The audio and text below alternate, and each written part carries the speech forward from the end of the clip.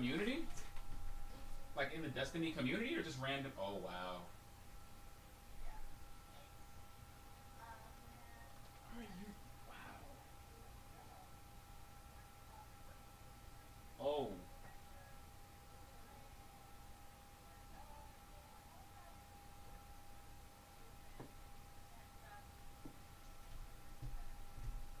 that's wow. You know what's weird about that? I don't know. I had noticed like a week and a half ago or so, like, because he used to come out with like content every other day. It seemed like almost just about every day. Like I respected the hustle, but I did notice an absence of his content for like the past week or like since the season started, really. And wow, now that all makes sense.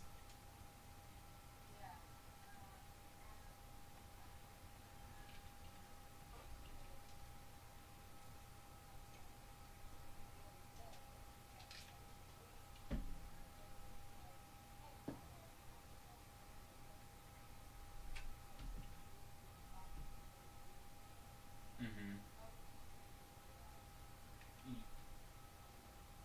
He said BSK. Oh wow. And Jessica, that rundown isn't completely locked down. Go on. I can't read it or edit it. I had to send you a request to view it. But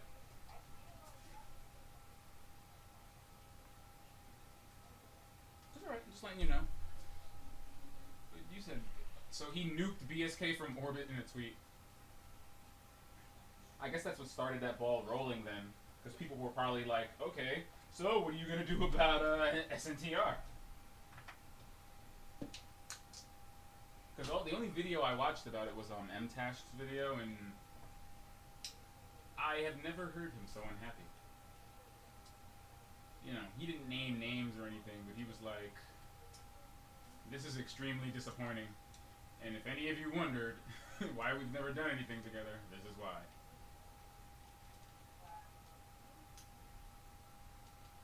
You know,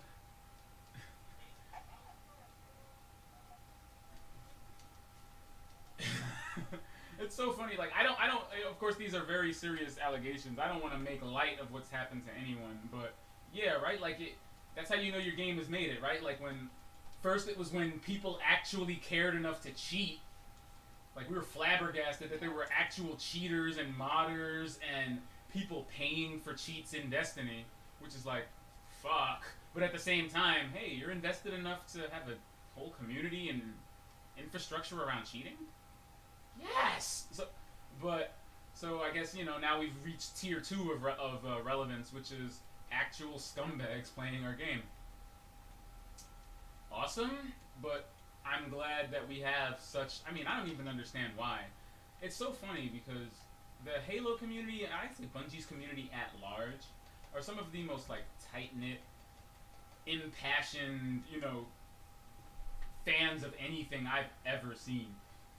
And I think the Destiny community has more than proven how passionate they are about the game because they have endured and they have forgiven things that most other games would not have survived at all. So you gotta that's a tight community.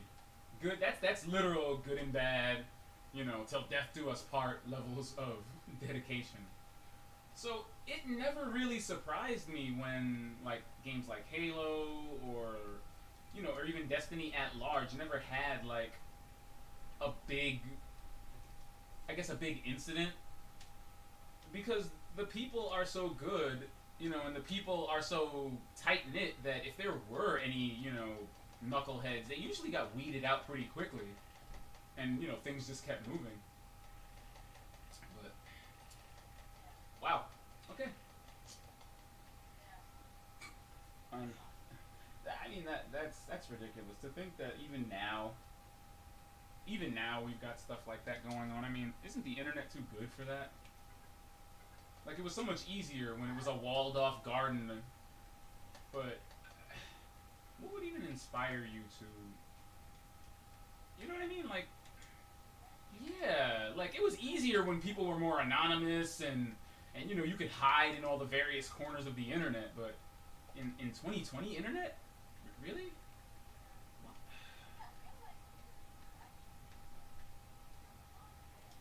Yeah, a long tail, and the receipts. The receipts are real. The internet is even making these receipts unbeknownst to you. It's like if every second you walk through an Amazon store, they noted what aisle you walked through. It's like, yeah, we're watching you. We know you're here. Yeah, you can walk out with that, but you're paying for it. And I guess he tried to walk. He tried to walk out of the store with it, and did not realize he was going to get charged anyway.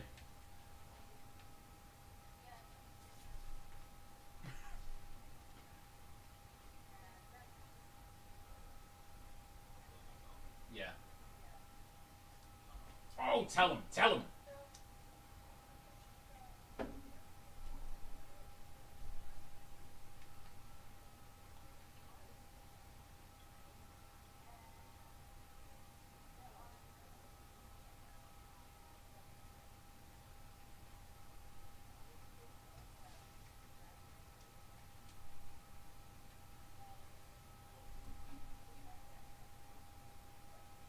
Mm-hmm. Literally, that's it. Literally, that's it. It's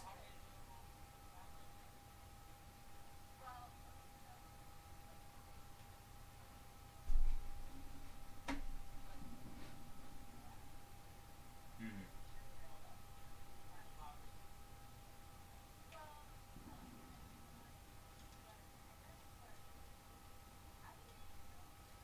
Because when you swipe in, like when you scan the card, that activates the eye of Bezos, and then and then it's watching you as you move through the store. The eye of Bezos.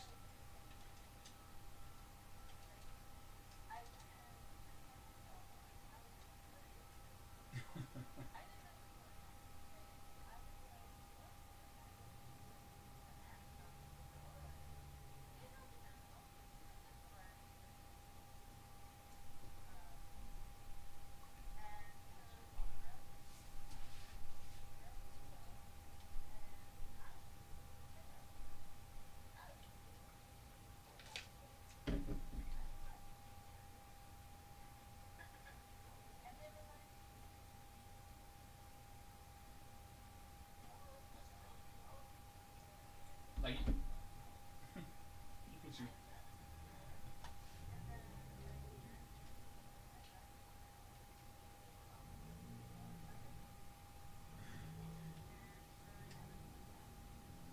she was like legitimately looking around for like Ashton Kutcher to like jump out from behind a counter or something, and like she was like, "This is a setup, isn't it?"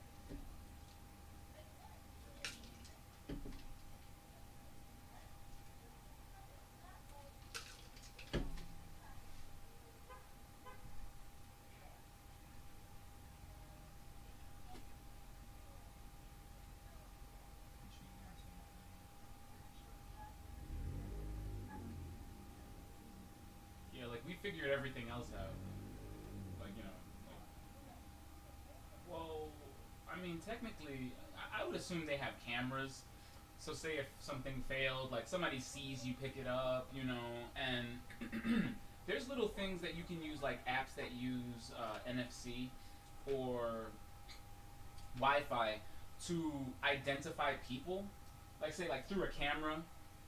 So I would assume that like there would be a camera that's like when you scan in, it's like you're signing into a chat room, and then the cameras can just follow your tag as it moves throughout the store, so it knows where you stop. And yeah, that's kind of like it's the only thing I can really think of. Otherwise, I'm just gonna have to defer to voodoo and magic. And if there's anyone who has access to that, it's definitely Jeff Bezos. So, my friend works at an Amazon Go store. I should ask him. Like, he's one of the people that like stock it. We're on IO doing we're on IO doing contact because we have yet another interference suit. Okay, I didn't mean right this second. I am changing my weapons, but that's what we, the royal we, are doing. You said, what are we doing? Not what am I doing. Listen, listen. What? Are you trying to have an and one basketball sarcasm match? Do you want your ankles broke? Do you not see I'm a warlock today? You want to take these nerfs? You want to... Hey, hey. I'm a warlock today, okay? You're going to beg for nerfs. Is that a... You trying to take a... Oh, thank you. Indeed. Let me put no salt... Ah! Nah, we're not doing this today. Nope. I am a... You know what? That is why she has that emote. And I don't. That is why Salty is the one emote I never got. Because, you know, those who deserved it unlocked it first. Just gonna leave you with that as I float over here. That analogy. But yes, it is, you know, it's yet another week, so I figured we'd spend a little bit of time on IO just to knock out the bounties and, you know, maybe get our contacting up. There's always new lore to be lured. I'm excited. I'm excited for them lore drops. Last week's was very exciting. So, you know, can you imagine? See, this is the only problem. Like, we are in an instance that has crab people in it.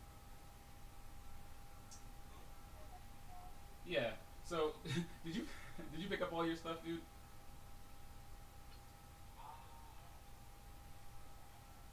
Okay, so how about we do that? Because this instance is let's head back to the tower, pick up our scraps, and then let's head back, either like do a gambit or head back here, because this is not a situation where we will get very far in contact.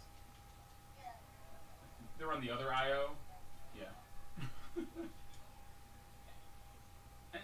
That's the only inherent problem with leaving it so open like that, because you can't like determine everybody's constitution when it comes to the salt. And some people just lose once and leave. Exactly. Like, how are you supposed to cultivate a group of salty people who want to win if you lose and then just dip out? Also, can everyone come over here for a second? I don't know if it's just me, or I don't know, maybe I'm projecting a little bit, but doesn't this look kind of weird? And by weird, I mean...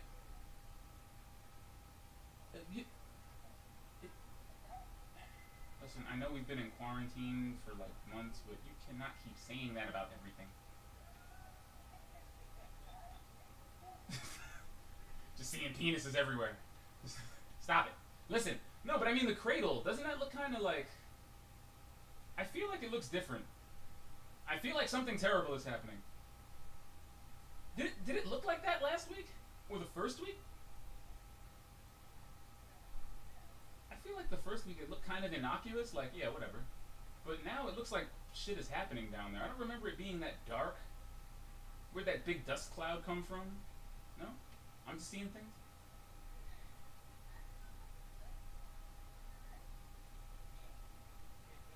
If we jump into the cradle this week and it's like voodoo in there, if this thing is evolving every week and nobody's telling us, because nobody's really looking at it like that, like, I was surprised people didn't notice those little patterns, those little circular patterns.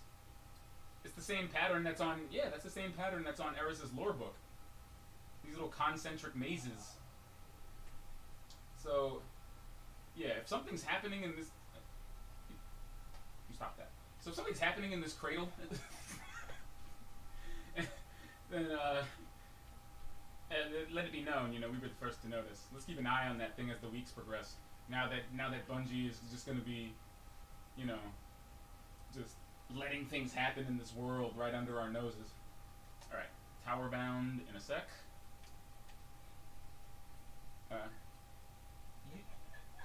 She's shooting arrows in my face again. You know what? I will turn this spaceship around.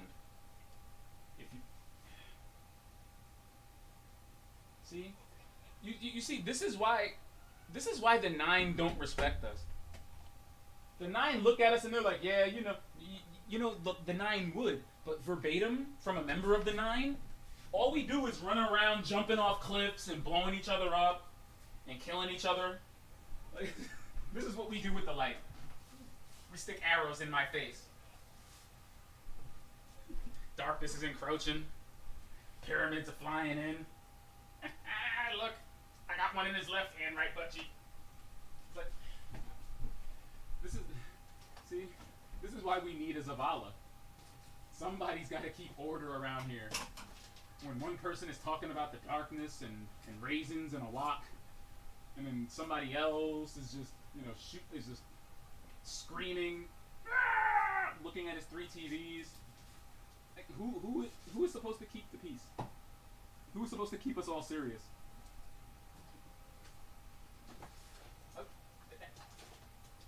He's gotta be. The fun had to die. His fun had to die so that the rest of ours could be fly.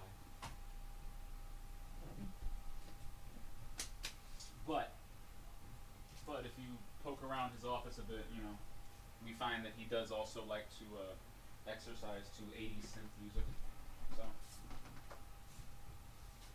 at least now we know how he keeps spry. We do know how he keeps spry now.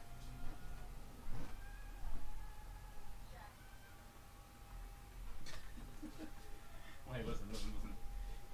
We could get into Shax's prolific career as an 80s exercise instructor. Yeah. You didn't hear about his famous tape, Buns of Seraphite?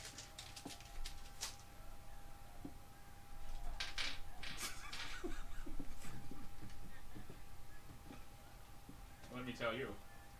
There's a reason I can teabag 5 minutes without stopping, okay? You gotta shaxercise those thighs.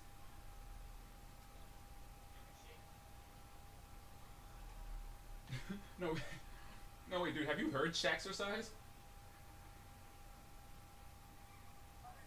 Oh, I know how this stream is ending. Yep. I know. You better be. You will be. You will be. Oh, this game has all sorts of amazing things hidden in its corners.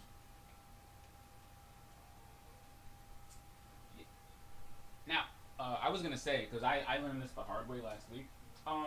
You get 5 free decodes, like on reset, and I think 1 free one every day. So, if you don't have a really powerful one, or you don't have one that you really want to cash in, I would say hold off until we get some more engrams, because you get 5 free ones. Everything else you need like twisted energy to decode them, like the specific ones. So if you want to get your twisted, yeah, I wouldn't, because it doesn't discern between them. It's the first 5 you decode, period, are free. So you might as well use the freebie for the really expensive ones.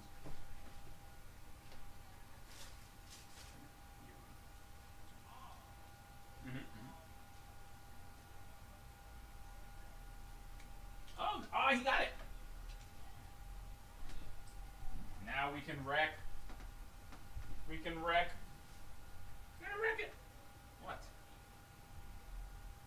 Nobody plays the Reckoning anymore? Why is everybody so quiet? Yeah, nobody wants. I mean, jeez. Go team, yeah, enthusiasm. Like, oh no. You reacted like I said, let's play Guardian games or something. Like, I mean, meet me halfway. Okay, the dark days are over. We actually have story.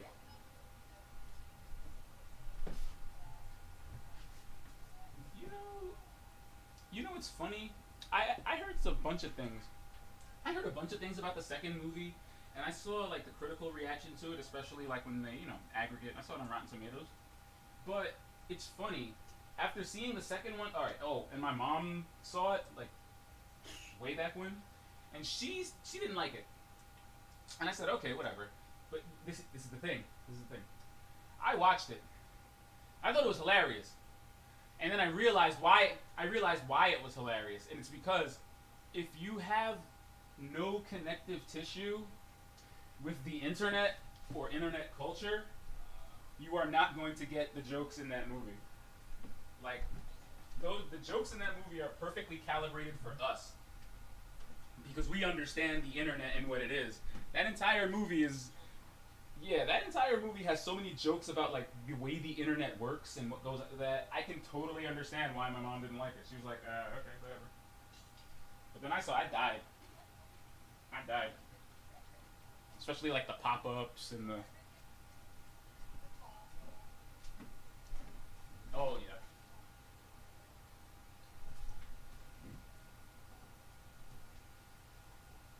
Yeah, see stuff like that probably flew right over my mom's head. Just didn't even see it.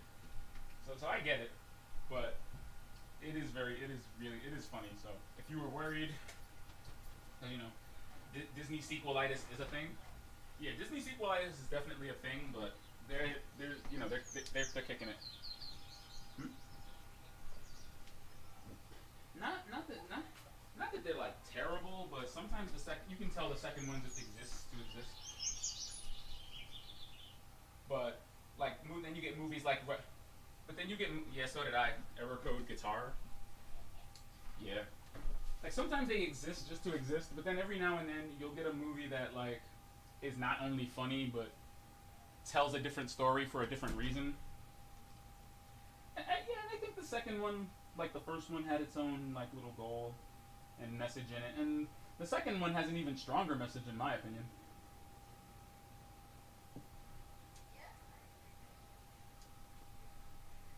Yeah, so I thought it was really good, and you know me, man. I always appreciate when gaming and or internet culture is properly represented in things, and you can tell they clearly but you can tell they clearly get it. Like everything they make fun of and everything they like parody is, or even include in the story. Like shit, the moral of the movie is is couched in a really well represented trope. You know all the Ralphs and all the. That's a pretty clever way to write that emotional depth. Back me up here. You're leaving me in the void again. We're the only two people that saw it.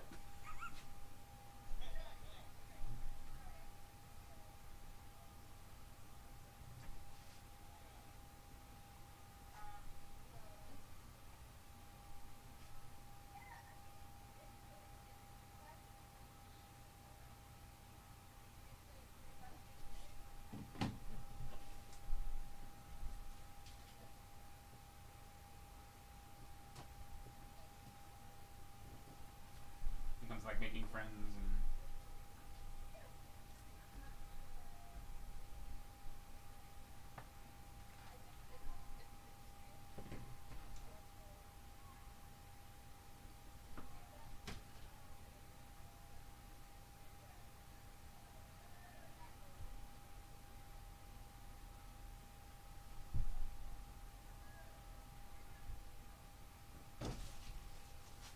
yeah. I wish we had more movies like that. Nice. Are we good? Okay.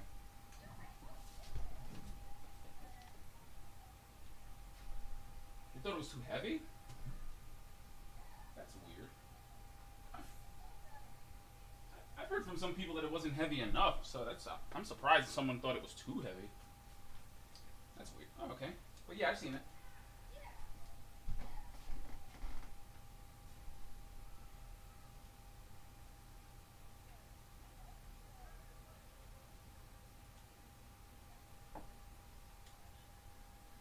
Mm-hmm.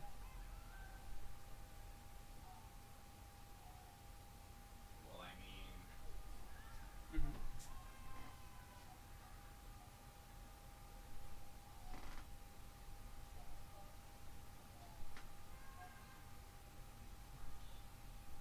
Yes, yeah, yeah, like, yeah, that was pretty blatant.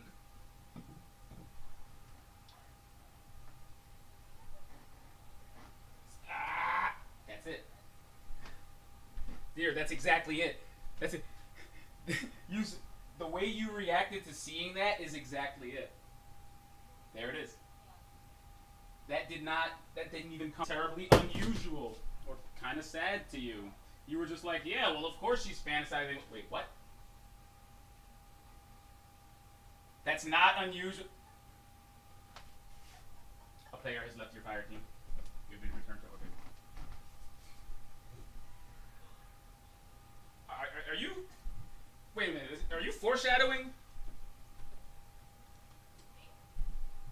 You gonna be thinking about other penguins? It's not natural to not think about other penguins. But I'm an expert. But no. But no, it was pretty funny. Well, yeah, I mean, it's one of those things though where like kids will see it and not really think anything of it, and then you'll look at it and go, oh, somebody is projecting into the parts of their life that they remember fondly and that they long for that they don't currently have. Oh no. And you see how it relates to the kids themselves. Like, it's a subtle beat. You know, the movie doesn't like chuck it at you, but it's a beat that like, if you look at people, you're like, that's like one of the things that I liked about it. It's got situations that it's got very relatable situations that you can look at and see what they're really saying in that moment. So I mean, I don't like being beaten in the head with stuff, so I kind of appreciated that it was like that.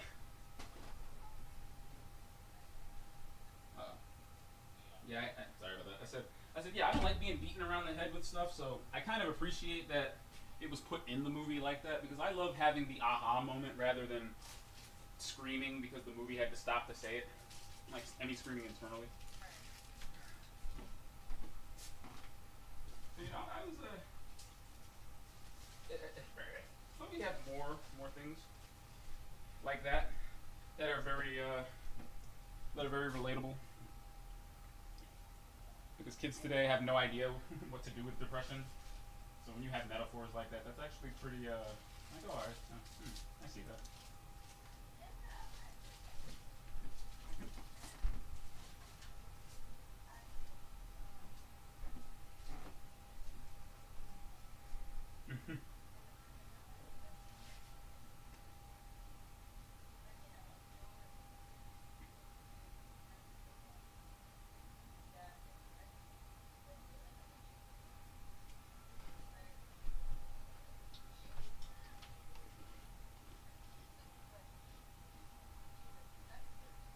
Mm-hmm.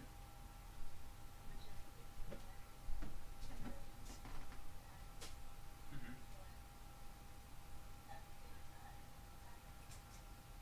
Ignore.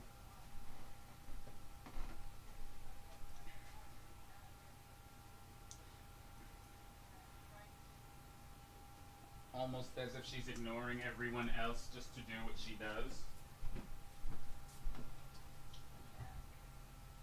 That sounds like joy to me. I mean, that's the subtlety. That's it right there. And then, yeah, without even, and no one even had to like call her out. It's like, nah, you just notice like, oh wow, she's like completely disregarding all of the other emotions to be what she is. Oh. She's not like working with them to, no, she's just, oh.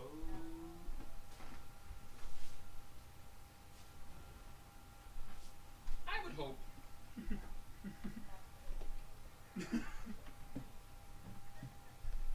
I would hope that we watch a movie like that and it helps us relate better to our own emotions.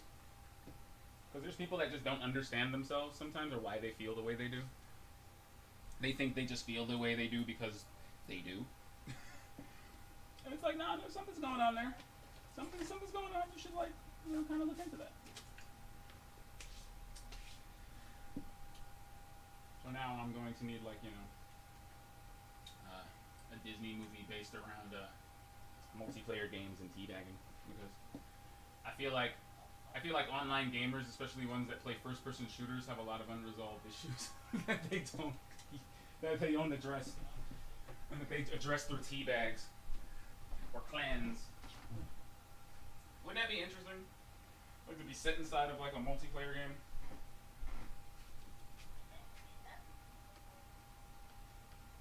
I think, you know, I know it's a meme, but I do genuinely think that like a lot of people who play video games or gamers are very misunderstood, especially when it comes to the reasons why they play or why they find a sense of community and, you know, purpose in playing, you know, the same kind of like the games they play for as long as they do. I think that's a pretty untapped resource that more people would benefit from understanding than not.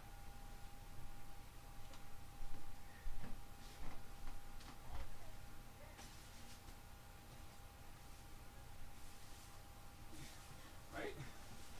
Like, that would I would totally like I would oh man. That would be great. Especially now. Because I don't think people know what to make of I don't think people know what to make of like video games, to be honest, to be frank. Even as they become more popular and mainstream, people genuinely do not know what to make of us. And it, you know, it's sad. Because as it gets better and better and more vivid and more technologically amazing, it seems like the avarice that the rage that people have toward it seems to be increasing in tandem. I always thought it was going to be the opposite. Yeah, like people's misunderstanding and anger towards it. And I thought that by the time we got to games that looked and sounded and played and had stories like God of War, that we kind of would have reached a point of mutual respect. The opposite seems to kind of happen.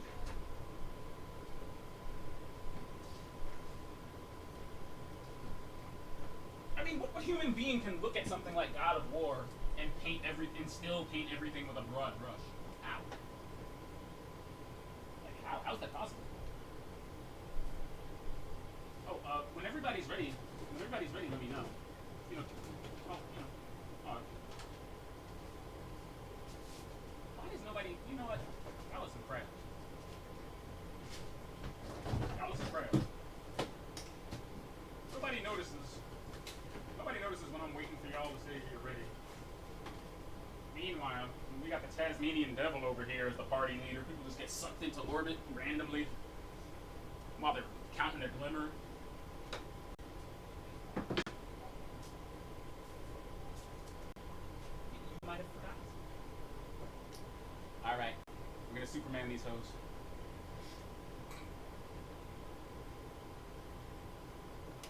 So, are we gonna go to IO for some tokens, or are we gonna hit some Gambit for some reckoning since my man has his synthesizer now?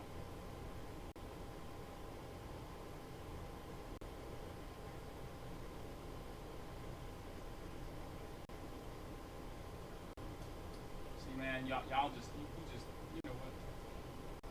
All right, so I say.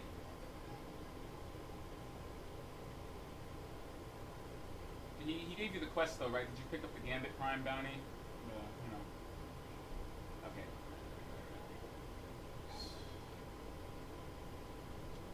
On with it. If you have something that kills a lot of things at once, this is the place to bring it. We're gonna be shooting a lot of things. So if you have like a Risk Runner, a Trinity Ghoul, oh, the electric bow that everybody's been talking about. Yes, you got it. Sir, you are about to unlock a lot of stuff. Yeah, not that's what's up.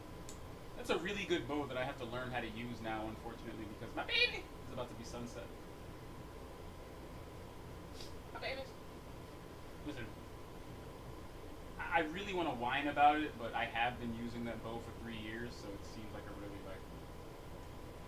really petty complaint. It's really hard to forget just how long we've had some of these guns and items, you know, when it's time to like screech about it. So, yeah, it's like I don't mind. It's like I right when I was about to complain about the subtle calamity being sunset, I was like, well, I mean, I did spend 3 years not using the arsenal play.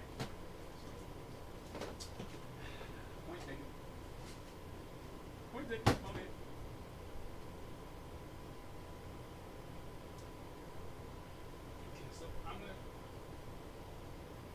yeah, if you want a good place to start, honestly, anything that doesn't have random rolls, you can pull out of collections.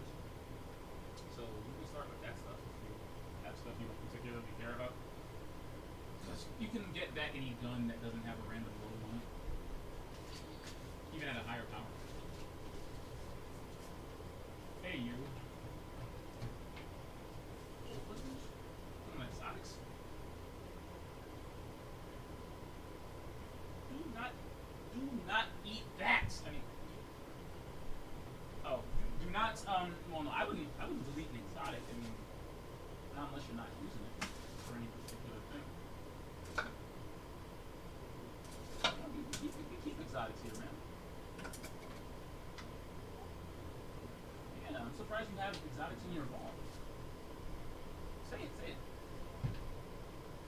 You gotta keep the game what? You do? I don't think so. That's the seasonal weapon for the season! Put that in your inventory and don't remove it! What? You leaving seasonal exotics on the table? Did you see what that gun does? Sir? Sir, for the benefit of the stream, can you read the description of that weapon's purpose? For scientific purposes? Yes.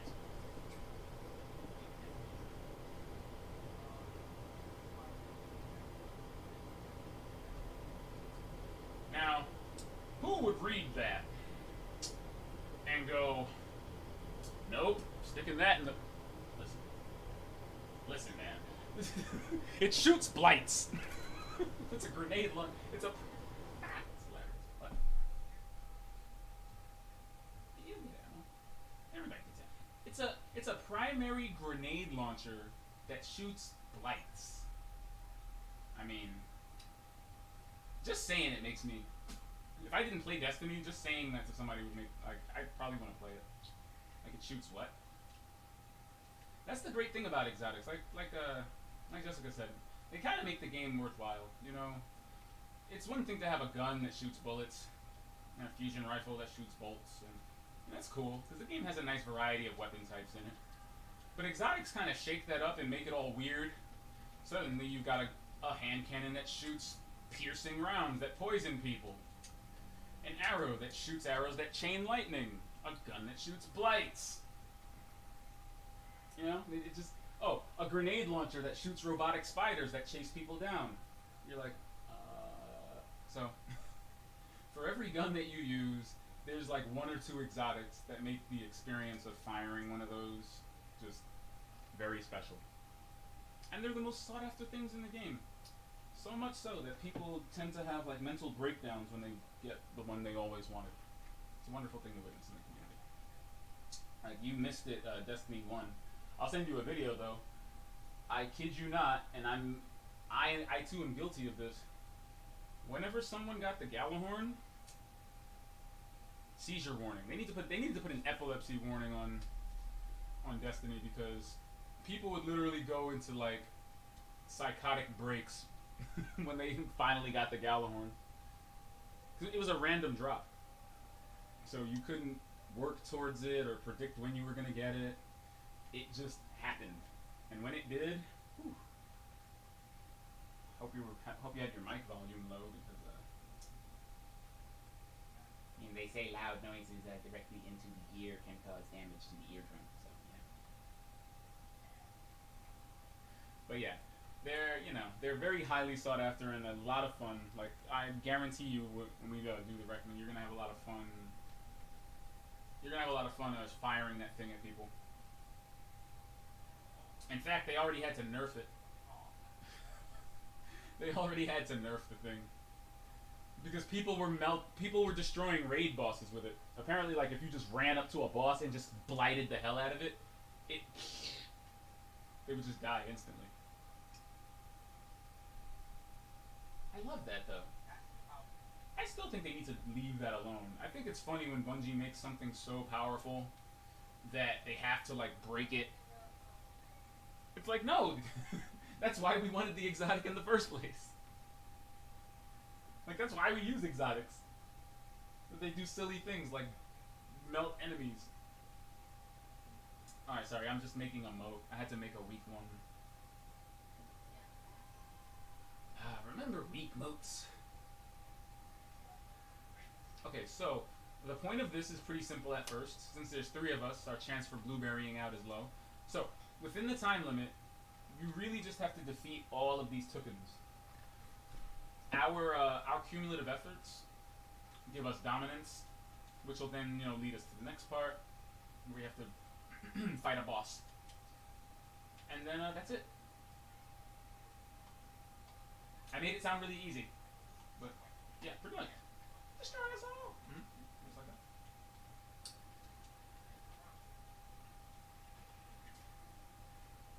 I mean, they're takens, so tread lightly. But if you have a risk runner, it's just silly.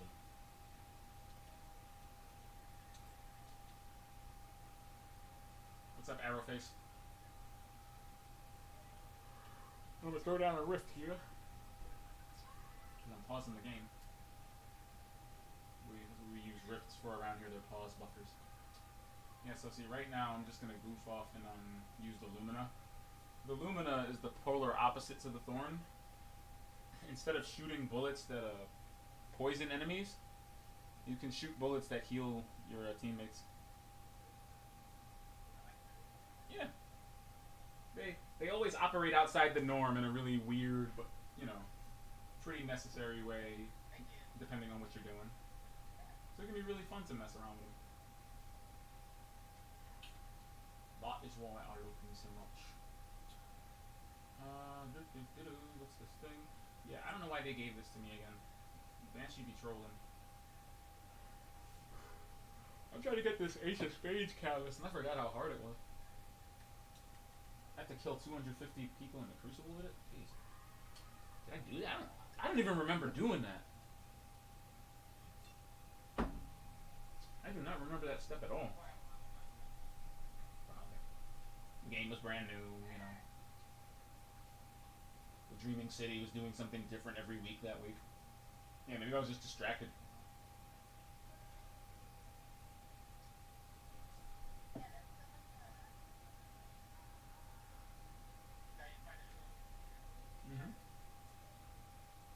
Oh yeah, also Brandon, yeah, another one of my friends playing again. So we technically have a quartet, a potential quartet of madness. So now I'm very confident that we'll be able to do stuff like prophecy, and because that's a 4-person activity too, isn't it?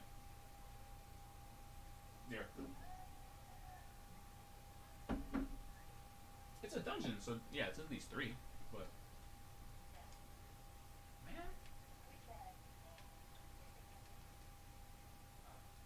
Yeah.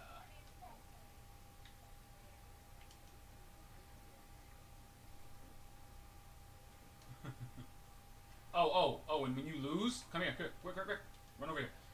You can get your moat. You can get your moat back by retrieving it from the bank. Used to be back in my day. You used the moat. You lost it.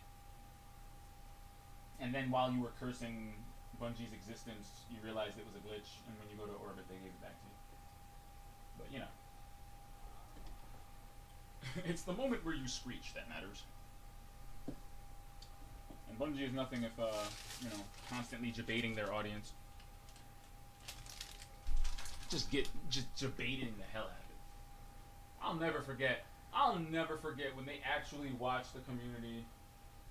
When they actually watched 2 people first race to, what was it, 999 power? First they watched 2 people get themselves up to 999 power in the first season. And then they watched one person beat this incredibly hard dungeon by himself with the help of the community. And he actually did it. Because it said in a lore book if you did that, something would happen. the one thing everybody forgot was that it was a lore book that was mostly full of lies.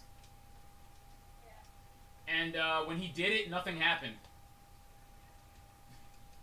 Mind you, Bungie came to the stream and watched it happen.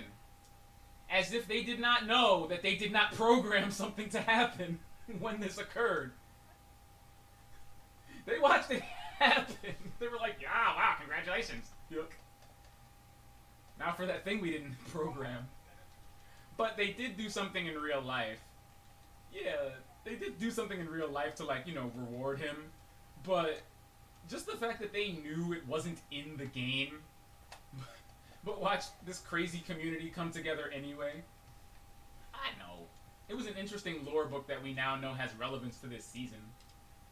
But, you know, this community, again, this community has gone through and has done things that would have broken other people. But it's love. It's all love. I mean, I kind of rest well knowing it was possible. That was my first thought. Was like, oh no, somebody's gonna take this thing and just go to $9.99 light. Mind you, this is while the power cap was $7.50. Yeah. So, while I would not have wanted to run into that man in Crucible, it was very fun to see the community rally behind this dude do something incredibly insane. And hey, you know, bonus. I bet the rest of the season was really easy for him. I think now they infuse the artifact with an obscene amount of XP, so it's not really easy to do that anymore. It's not. It's more difficult to do that now. Yeah. Okay, so yeah, once we defeat this champion, that's how we reckon. Yeah, tier 1 isn't too difficult.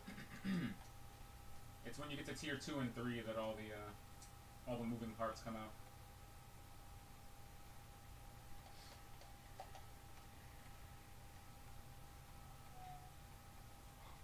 Sorry, Jive Turkeys. I'm trying to take out these ads in the background, like.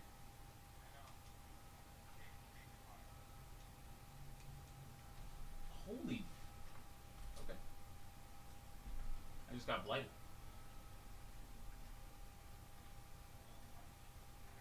That's the weirdest thing I've ever seen. Listen, have you ever been tethered by a Taken? I didn't even know that was a thing. I just got tethered. Like, on my screen, it looked like I was blighted by something, and I realized it was a Taken tether. I'm just gonna start randomly updating this game without my knowledge. Not my consent.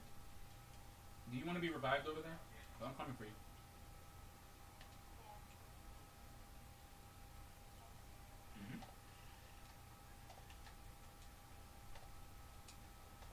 This is really bad. Yeah, see? Alright, I gotta... This is ridiculous.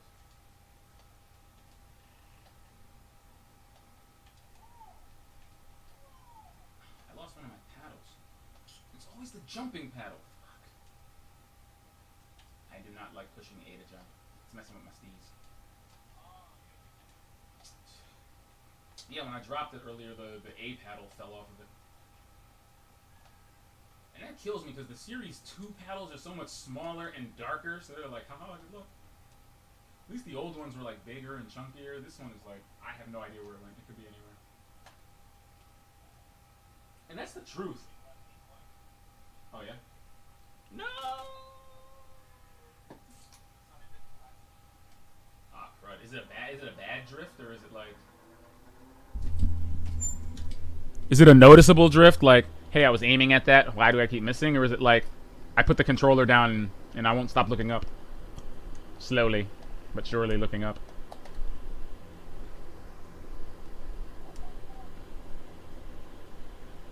What do you mean almost? I'm blinking at him. I gave him a stern look with my fingertips. Alright, and now back to the bank. And... oh, wow, I forgot he explains Gambit Prime to you.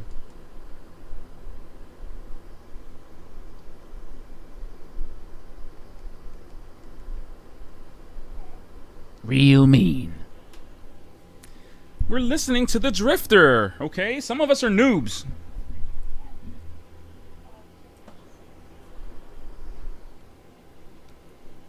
No, I was saying I was listening to the Drifter.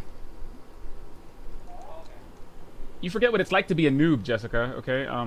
When you first complete this step, you know, the Drifter has a couple of things to say to you, and then hold on, let me check the quest to see if we have to go back. We might have to go back. Because well, when you complete the first, like when you do Reckoning for the first time, the Drifter tells you about it, and then he lets you pick up the quest that yeah, we have to go back to the tower. And then he lets you pick up the quest that lets you craft your armor. So, have you decided what you want to be? You're gonna be reaping. You're gonna be collecting. You're gonna be what was it? This collector, reaper, invader.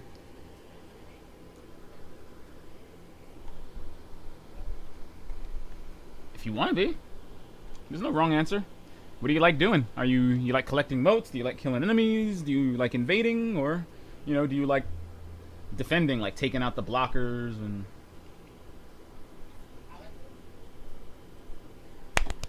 Yeah, so you can either be a collector or a reaper. Collectors are more into the collecting sides of things. Reapers are just really good at obliterating everything. So I like being a collector. Collectors can make large blockers. Oh yeah, that works. Reapers get the green armor. Yeah. Yeah, I like being a collector. It's fun. It is fun. If you've ever seen a giant blocker staring you down, you know why. Yeah. Jessica, you be reaping, right? She be reaping. She knows. Reapers get a lot of buffs for killing a lot of enemies that make them kill more enemies. I think my favorite two perks are on the collector and on the invader. Though I don't have an invader set like that. But yeah, but that's because invaders basically turn into blockers eventually. It's like, oh, when you invade, it locks their bank. Stand next to the bank to drain motes. Like, oh, cool. I'm basically a blocker now. So, yeah, but then Daniel messed my head up because he told me something that I didn't even consider, which is being a max invader as a Titan and then putting a bubble on top of the bank.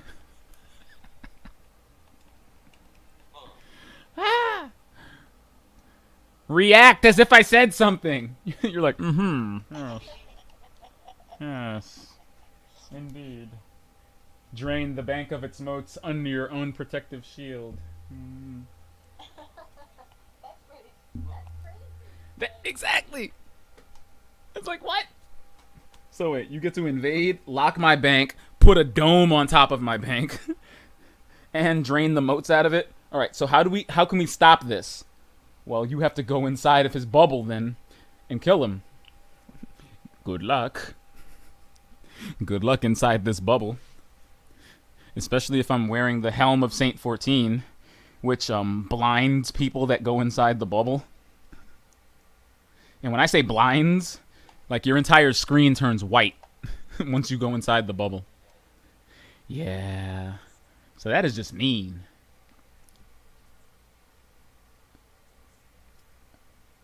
Uh-oh. I'm getting the Gabriel decision. I'm getting the decision of Gabriel. Yep. You know, there's some snitches out in the, you know the code. You know the code of the streets. You know, you don't be snitching. But some of us out there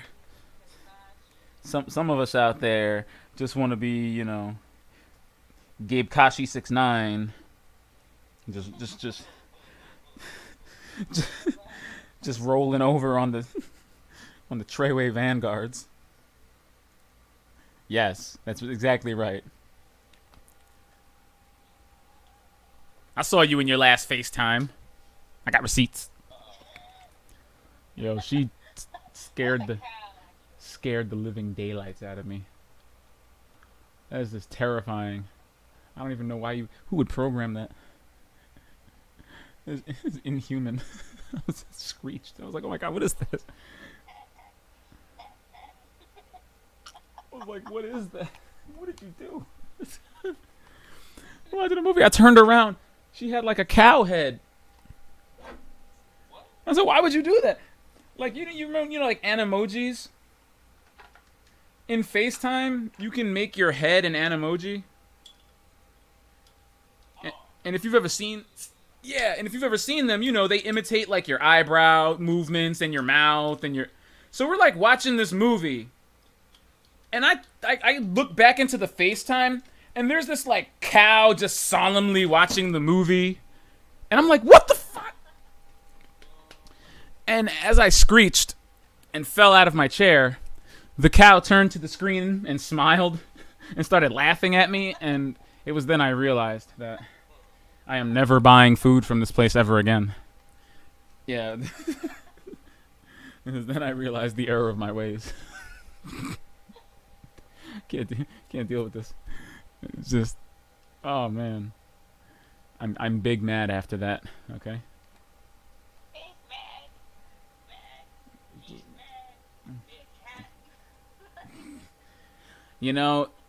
The fact that none of that was right, but sounded so right, is a is a point to make about that gentleman's rap music.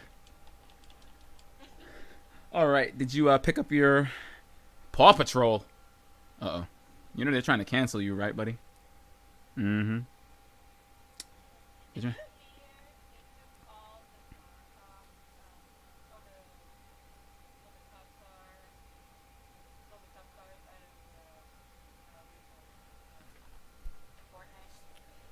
Wow, that actually makes me feel safer. No, it doesn't. Can we stop?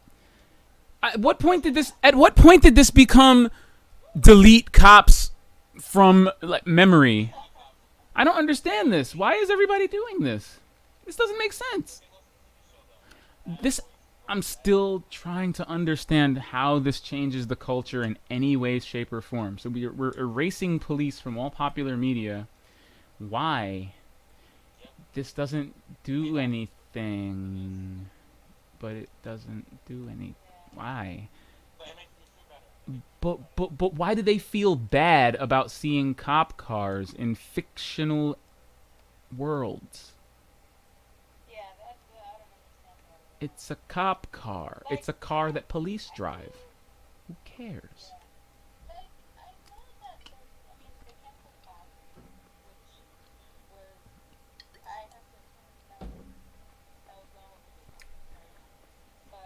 I guess. That's pretty crazy it lasted that long.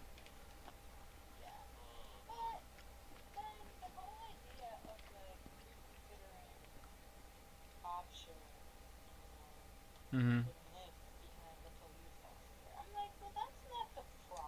Yeah.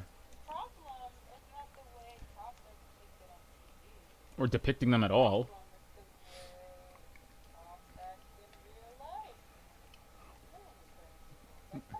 Dear, no, Jessica. This is something honestly, no jokes. This is something to pay attention to. This is how the world reacts to problems with black people. This is how the world will react to a black people problem. We said what the problem was. We know what the problem is. And look at what everyone is doing instead. Everybody is doing, you know how I say, hey, you're not listening. You're just trying to fix what you think is the problem. This is what they're doing. Instead of answering exactly what we said with no pretense, with no, ambiguous speech, we said exactly what the problem was. They're doing everything other than what we said to fix this problem. Everything other than what we said. In an attempt to quote-unquote fix it. And that is kind of the reality of fixing problems perpetuated on black people. It's like, what? We did all of this other stuff. And it's like, Did we say Did we say that the dog on Paw Patrol with the police hat on was a problem? Was part of the problems with cops? Did we say, man, the dog with that hat on, if he wasn't wearing that hat, cops wouldn't feel emboldened to... No. Nope. And again, it's not like all police officers are required to watch a season of Cops as part of their training. So, I mean, taking Cops off the air doesn't really do anything for me either. I mean, I guess it was fun for 30 years to watch them chase white trash through the suburbs, but I'm not going to sit and act like it was a show exclusively about arresting black people. So it's like, sure, I guess, but what is this what is this doing to real life?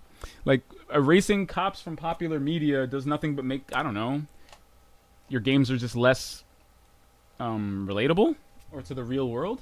I don't know. Were people taking cop cars in Fortnite and I mean, and that's why you don't give these knuckleheads an inch, because they take a mile, and then when they've taken the mile, you look around you and all you have is less culture.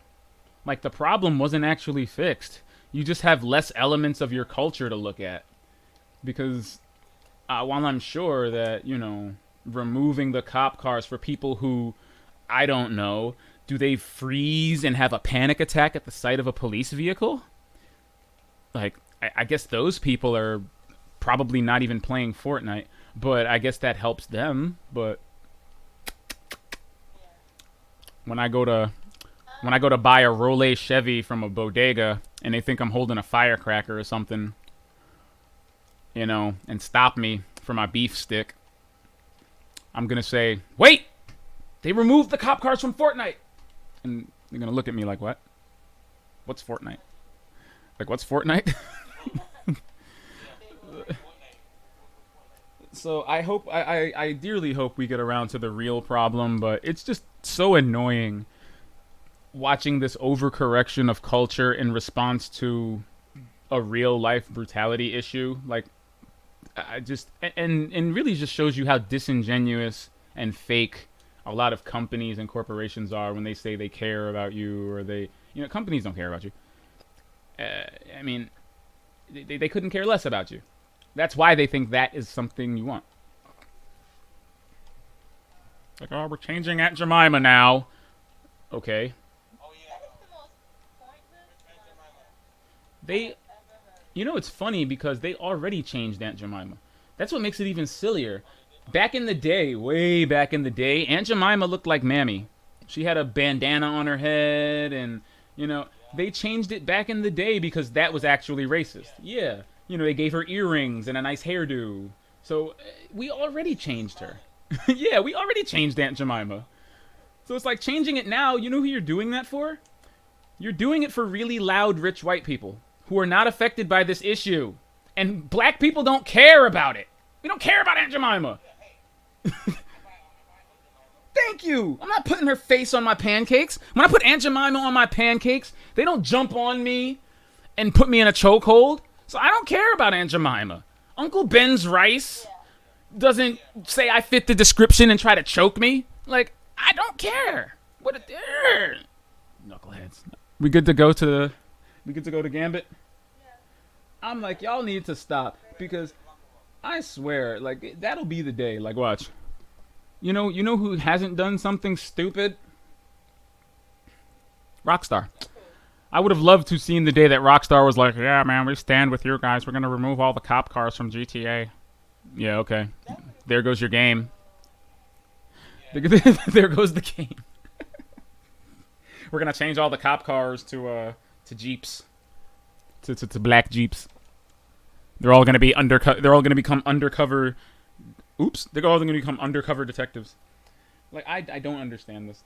I don't understand the kind of people that see things and get upset. Like, I don't want to become that kind of society where, because I feel like you unconsciously train society to be that way. Like, first, people are that way, but then when you address it as large enough issue, people kind of, like Munchausen's by proxy, people kind of take on those traits as they see people doing it. Like, you kind of absorb it. Like, So if people are gonna be like have weird reactions to the very sight of police, then I feel like we've taken a ton of steps back instead of forward. Because you did no one watch Harry Potter? Don't Voldemort things.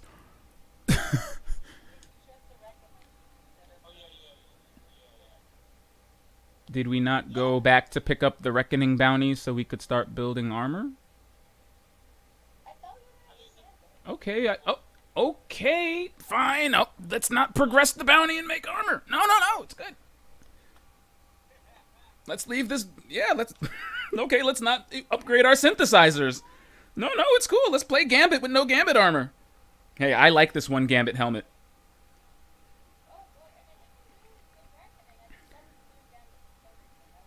Y'all are some protesters, you see? Oh, that's what y'all are, some protesters. Protesting for something. You don't even... No, it's all good. I don't mind. I mean, half of the bounty is playing Gambit anyway, and half of it is completing the Reckoning 4 times. So, either or. But yeah, I don't want to... They really have to stop listening to these people. Because they're going to turn all of us like this. They're going to turn all of us like this. We went from having a problem... You realize we went from a problem with police being unnecessarily brutal to a certain population, right? We're going from that to being afraid of the very sight of police officers. That doesn't sound like progress in any way, shape, or form. I'm not trying to Voldemort the very concept of police, because it sounds like you're trying to eliminate the very concept of authority. Any kind of authority. That's weird.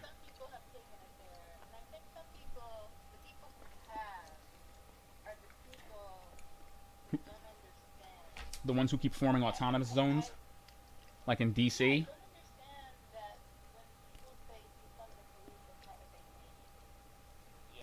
I told... Oh yeah, crazy people.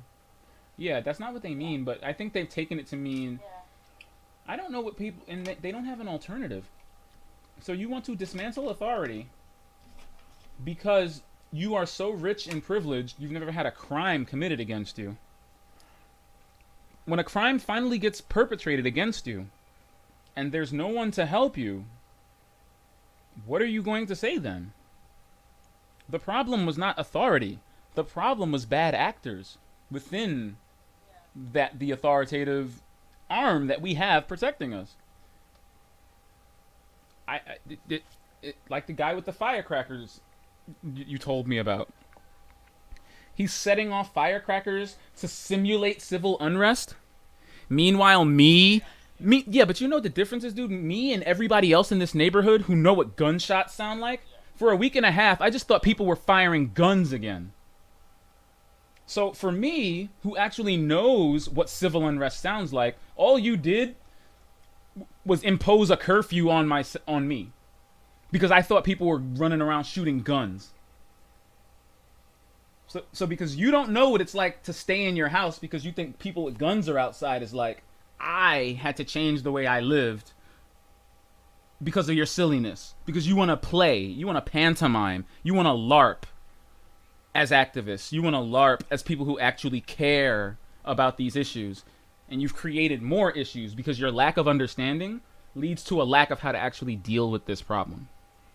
So now, for all of the non-problems that you've proposed, we're getting nothing but non-solutions to answer them. Boneheads. Boneheads. Boneheads. I listen. I heard they're rewriting the new season of Brooklyn Nine-Nine to reflect the current, which isn't like too. I mean, Brooklyn Nine-Nine has always had really good writers, and the shows have the issues depicted on the show have always been pretty relevant. They've always been able to put like a pretty interesting light on. So that's nothing new for the show, but like everything else, I hope they don't go in the wrong direction with it, because as a show about cops, they can really say something that, you know, meaningful. No, I mean they could say some. They could really say something meaningful about the role of police in our society instead of going along with this sentiment that they don't need to exist. Because what these knucklehead anarchists don't realize is that anarchy is not something you strive for. That's not what you strive for. To the knucklehead who put an anarchy sign next to BLM, you're an idiot. Stop co-opting a movement you don't understand. Nobody asked for anarchy. Yeah. It's crazy. It's crazy. It's crazy. In the response to inordinate response to crime, we would like more crime. Because we don't know what crime is like. We have to experience it first. I'm too rich. I want to experience crime. Yeah. I want to be so... And that's the point. I want to be so rich that I have no idea what a crime feels like. What having a crime perpetrated against me feels like. I feel the irony is lost on them. The irony of having no idea what true independent society is like.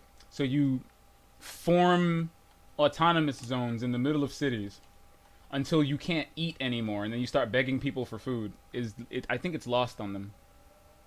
That was so crazy that they were like begging people for food. This was why when Lucan initially mentioned this, I was like, oh, Seattle has a big. You really thought those were homeless people that don't know what it's like to be homeless? They were asking for food.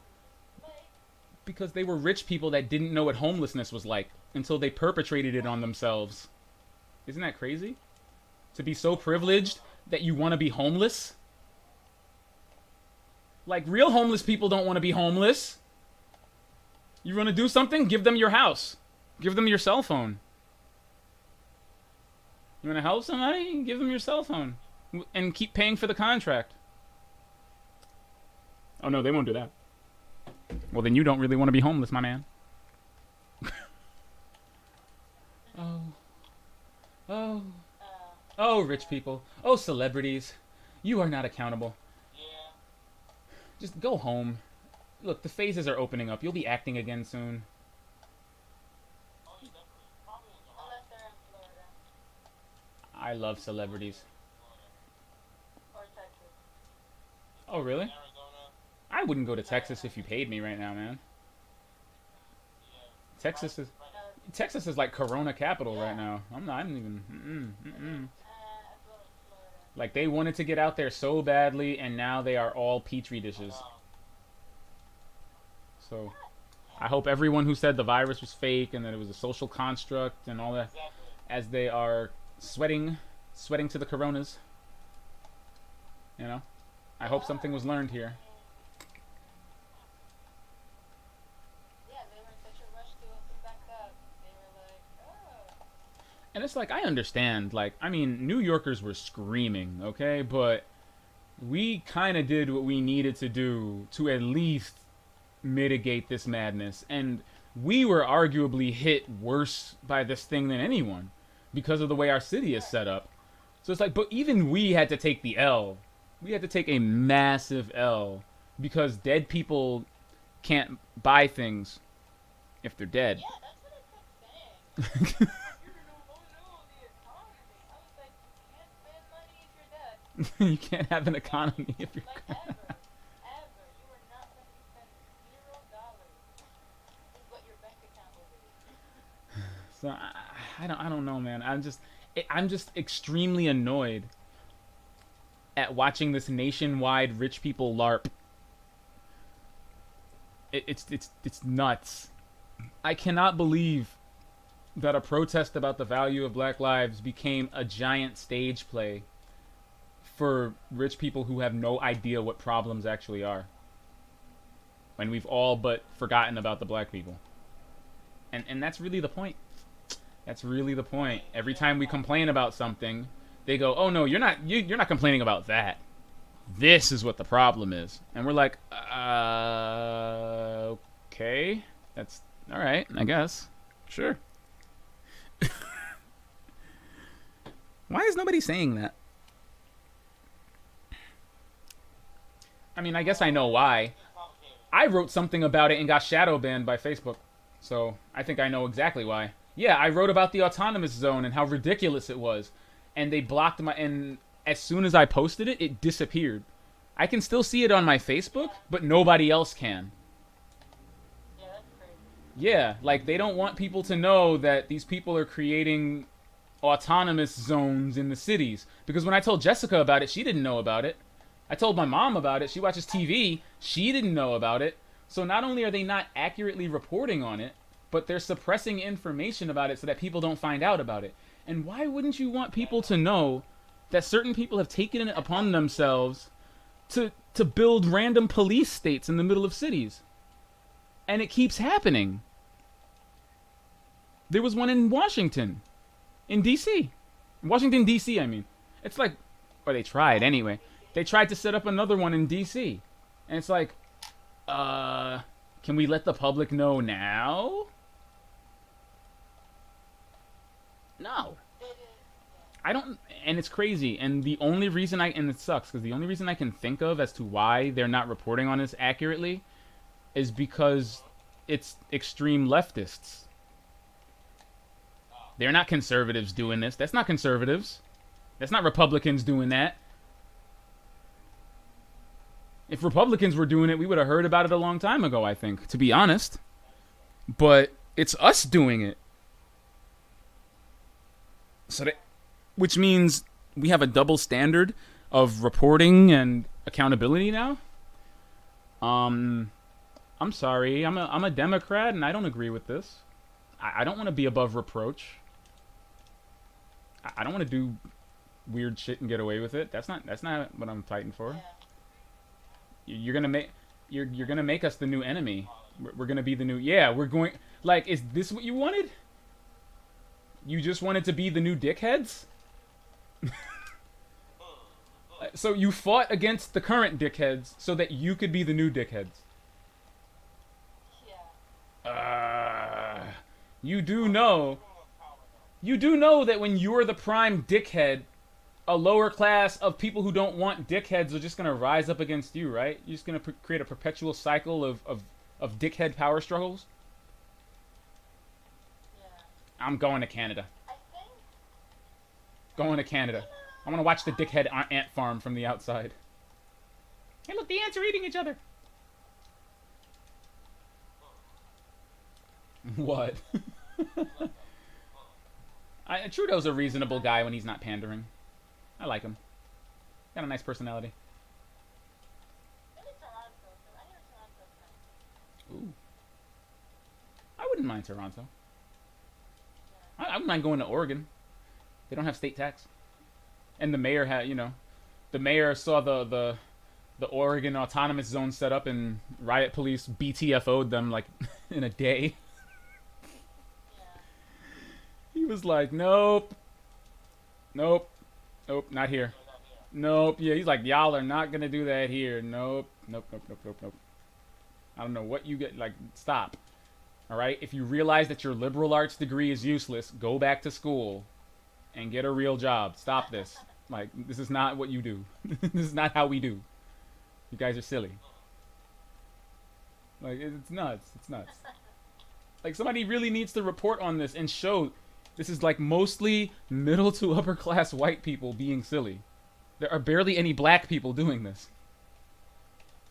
Because black people have too many real problems to be doing stuff like this. We got to be paying our bills and going to work. And yeah, like, we're too busy working and trying to pay our bills. We do not have the time to cosplay as activists and set up homeless communes in the middle of cities. Like, that's your privilege. Like white privilege isn't you getting a job before I can, or that's not what white privilege is. White privilege is having enough time and financial security to voluntarily be homeless. Yeah, I think that's true. To poke holes in your shirt and sell it for $10,000. Givenchy, I'm looking at you. Really? The shirt has stains and holes on it, and it's $10,000? Yeah, they're known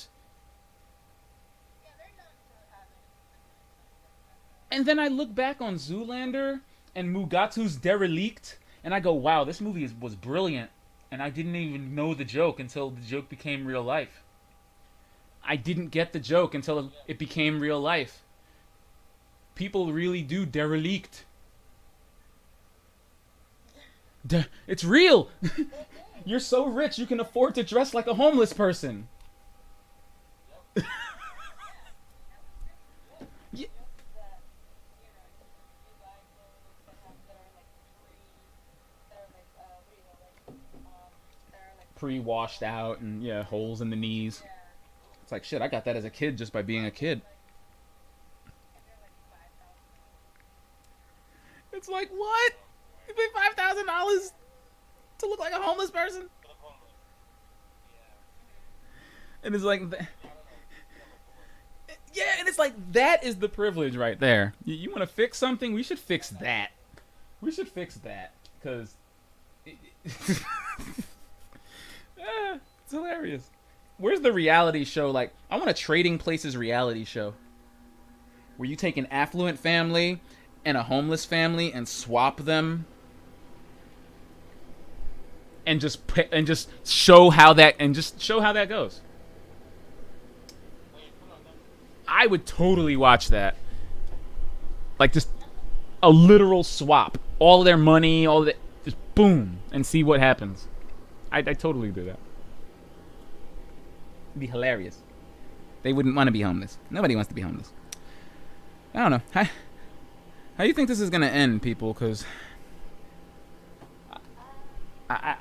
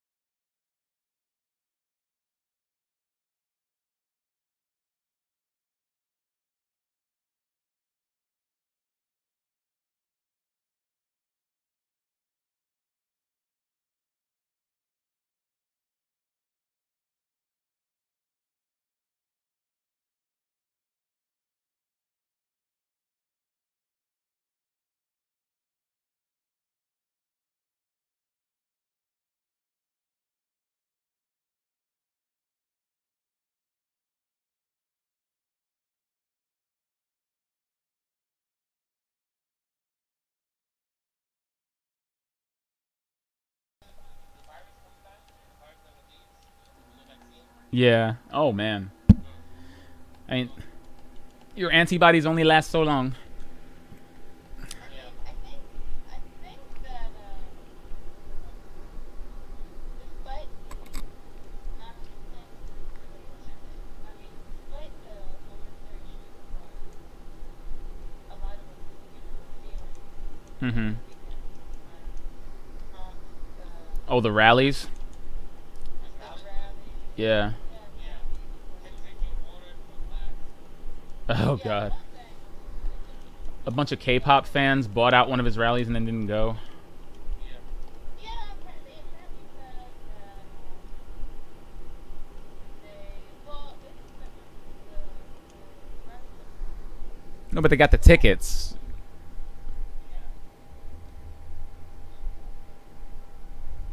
I asked if that was censorious and cheating, and nobody answered me. Because it's not things when we do it. If somebody did that to Joe Biden, they'd be like, why are they trying to suppress us? They don't want us to go to our rallies. They're trying to censor us. But we can do it to them, and it's just a hilarious meme. that's cheating, guys. I mean, it's a funny meme, but if they did it to you, you wouldn't like it. Yeah, like that's come on. I mean, I think you're right. Actually, I think you're right that Petty And do that. mm-hmm. And what happens when you do that to people? You mean you validate their voice and say that they have something to say worth suppressing? Do we have to Milo Yiannopoulos Donald Trump? Are we saying that he's saying something that we don't want people to hear because it's that important? Do we realize how we lost in 2016? Yeah. 2016 2. 2016 2. Democrat Boogaloo. But apparently, there was an overflow area Mm-hmm. people could have watched during outside Mm-hmm. in the room, Mm-hmm. and there were not enough people to do that either. Hmm. Because they didn't want to die from coronavirus. Right. I think even though K-pop fans and TikTok people are taking credit for, taking up slots that they had no intention of using, I think what actually happened is people were like, yeah, I don't want to die, so Mm-hmm. is that worth it? Sit this one out. I think that's actually what happened. A little bit of both, yeah. Yeah. I don't like that the lasting piece of information I can take from that, though, is that someone tried to do it at all. Because you're either going to inspire a response where you're either going to galvanize people into like a Nike sneaker rush where people are going to want to go and outpace these people, or you've just inadvertently validated him by saying that he's saying stuff that you don't want people to hear, which, whether it's right or wrong, causes interest. Yeah. Like, I don't get it. No, for sure. The whole thing with the water was a great example of that. Like, why do people do things that are so much in their worst interests? For the sake of, and I'm gonna say it, for the sake of memes. Not even that, memes. They do it to be noticed and for people to like, haha, look at that. Because I told you, I had a bunch of friends who were laughing about that. And I said, hey guys, as funny as this is, isn't this kind of counterproductive? Isn't this kind of censorious? And, I get that it's funny and all, but I don't see the net benefit of this. Nobody answered me. They ignored me. And I feel like it's, but to the greater point of that, you want to do this and then you want to ignore a voice that says, hey, this is kind of wrong. And you are so caught up in thinking that dunking on this man is the most important thing that you can do that you don't realize, you get flabbergasted when you lose and don't realize why you've lost. Exactly. The Democrats should focus on what they can do. Yeah. Because while he's out there rallying his people and getting them, all fired up and everything, we are sitting around trying to figure out how to make the next headline about how we dunked on him. And it's like, that's wonderful in the world of Twitter, but at the end of the day, that meant that we weren't focusing on our people and rallying them together and getting our message out. So don't be surprised when this happens, because we put no effort into our leaders or message. We spent it trying to sabotage Donald Trump like Wile E. Coyote. We spent it being Wile E. Coyote. And then we wondered why the Roadrunner won the race. He was too busy running.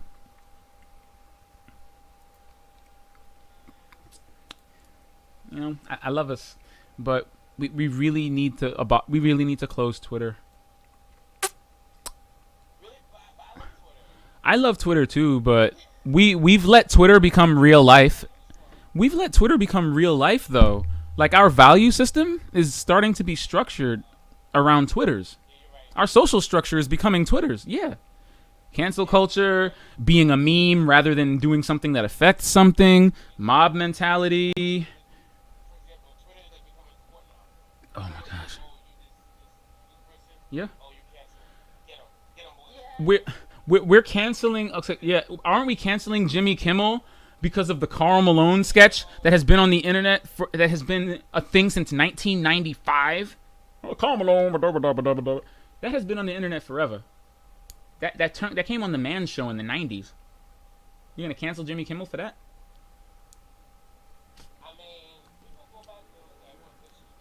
We about to cancel Eddie Murphy for Delirious? What will that do today? What will that do in 2020? But I'm saying, like, you say no, but it starts off small. It starts off with things that don't matter, or small people and things that don't matter. And the more they win the small victories start to add up to a total loss of things. And if it's as small as Jimmy Kimmel now, I mean, hell yeah. You will come after Eddie Murphy for Delirious. All it's going to take is for one of these people that don't know anything to go and watch it finally, because they obviously haven't seen it yet, and listen to the joke about him talking about your girlfriend going to the gay club, dancing with their friend, and coming home with AIDS on their lips. And then we will remove... Now you see how you laugh? Now, and then we're going to remove all context.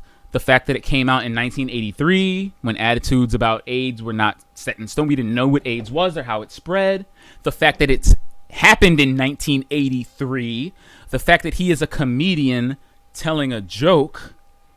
And we're going to remove all of that context and just reduce it down to Eddie Murphy said something. Eddie Murphy had biased and terrible opinions about AIDS. And is homophobic. And then blip. There goes Eddie Murphy. Like I remember, yeah, and I remember people screaming at me, advocating for context and reason, and people shut me down. And I'm like, okay, well, what's the only other place that I can think of that doesn't allow room for context and reasoning? Because it has a very limited communication format.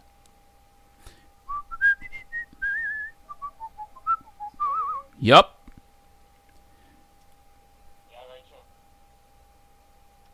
I mean, geez. To think. What's crazy is that for a long time it was like 120.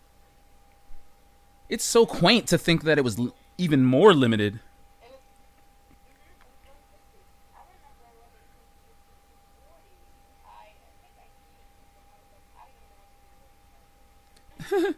I remember the day I noticed. I was typing something out and I was like, it hasn't stopped me yet. Because that's my problem.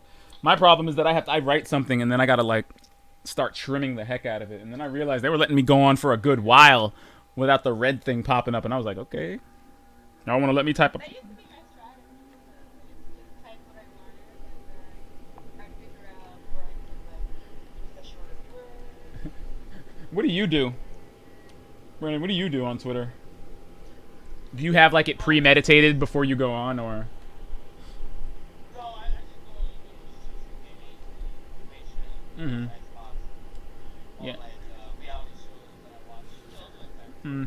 I think. Basically what me. Yeah, I think Twitter personally. I think they need to remove the communication function and just have it all be retweets and likes because clearly we cannot be trusted with a short form format like that. No, yeah, I don't think people should be able to talk.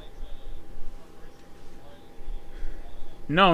I don't think there should be any communication on Twitter whatsoever. I think it should be a place where you get information and share information. Like likes and retweets are cool, but don't say words.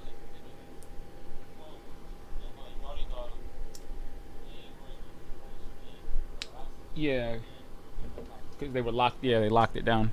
Yeah, that's cool, but that's the start. But the unfortunate reality of that, dude, is that that's just another way to create an echo chamber. Unfortunately, that's because every tool that's used for good can be used for bad. Used the wrong way, you could just do that to set up a group that says something and then have no one but the people that you agree with respond to it. So Yeah, I mean, for every good thing, because I get it, man. That's fucked up. You know, people were just posting the Last of Us 2 spoilers in their tweet threads. So like, yeah, Yeah, I know. that's so necessary. I saw them. Wow. I did not. Nope. I didn't even bother. I don't know. I must have performed like kung fu because I managed to avoid just about all of the spoilers except one. And I mean, to my own credit, it is kind of the most obvious one. I don't know how or where or when it happens, but I just know it happens. So if I got away with that, then I'm kind of grateful. But I kind of did it by staying out of everything, which is sad. I like the last one. But yeah, I don't. Oh yeah, but I just beat the last one. Oh really? Wow. Nice. I will ask you what you think in a day or two. But it's like you people. Like I don't really mind. People are gonna people, but uh, there used to be an understanding, I think, and I think this is where we went a little bit wrong. I think there used to be an understanding that the internet was the internet, and that real life was real life, and that there were certain things that you could do and say and on the internet that weren't okay or just didn't even fit into the social mold of real life. So you treated them like their own entities. When we started living on the internet, I think that's when that kind of changed. Like when we started living there. Because Oh yeah, like every day. yeah, like I know it's like you ban someone from a message board. They say the wrong things. You block someone from a website. They've done something terrible. When you start living on the internet, that's when we start blocking and banning people from real life. That's when we start removing people's ability to do things in real life. And the internet is real life right now. Like we're culturally becoming the internet. And I don't think that's not a desired outcome. We should have left the internet on the internet. It used to say, the crazy people are on Tumblr. Oh, well, now Tumblr's irrelevant. The crazy people are on Twitter. Okay, well, now the crazy people are in real life. They're forming communities like message boards Yeah, it's true. until the harsh realities of real life dawn upon them. They're canceling people as if banning people from a message board. Like, we're... we kind of have to, like people are cheering Nancy Pelosi having no professional decorum by tearing up Donald Trump's speech. That's not cheerable. That's petty and should be beneath someone in Congress. That's not a Yas Queen moment. Like yeah. our ideals are changing. Yeah. I think a lot of the things that the Democratic leadership does, Mhm. Yeah. they largely symbolic, I guess. Yeah. I think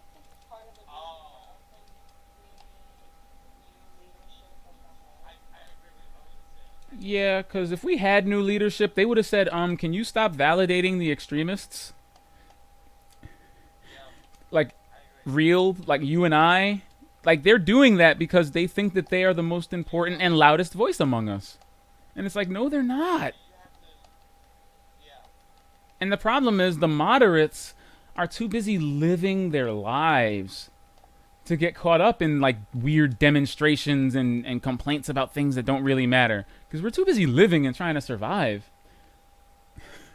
And the people that don't have that problem are the ones that are being heard out about issues they don't really understand. Like, how do we see that and they don't?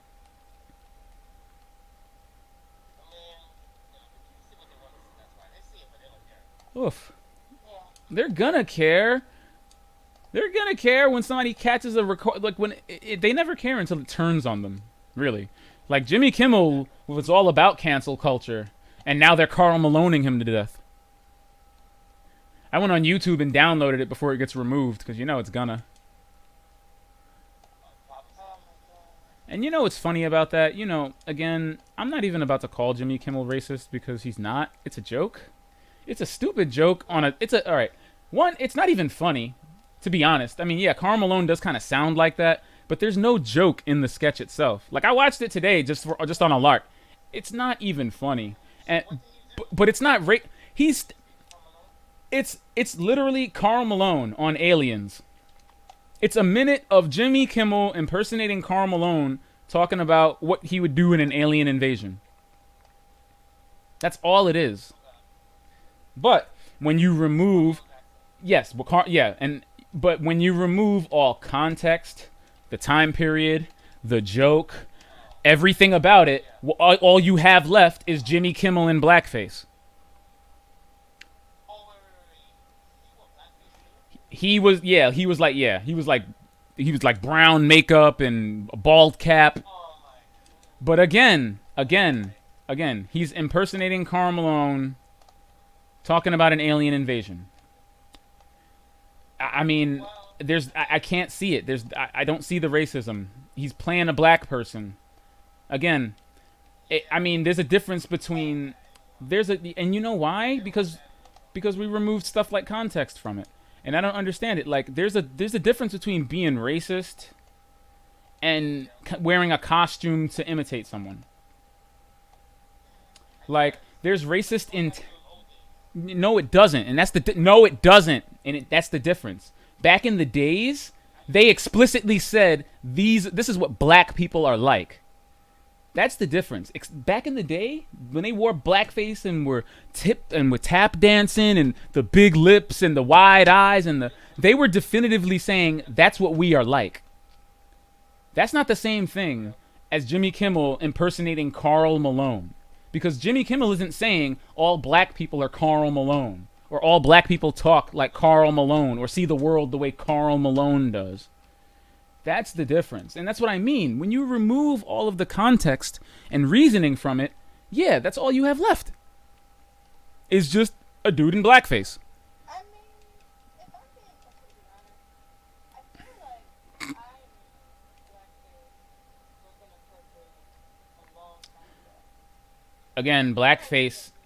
Again, yeah, but I mean, again, the blackface in itself is not inappropriate as much as the context is. Like, they used to burn cork, mix it with alcohol a little bit, so you could get that really black, shiny appearance.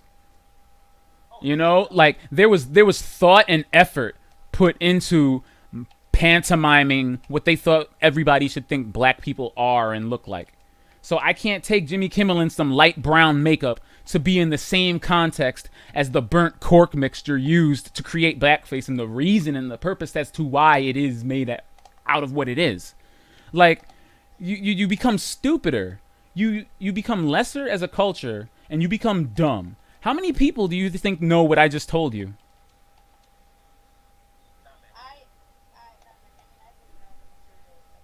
Exactly.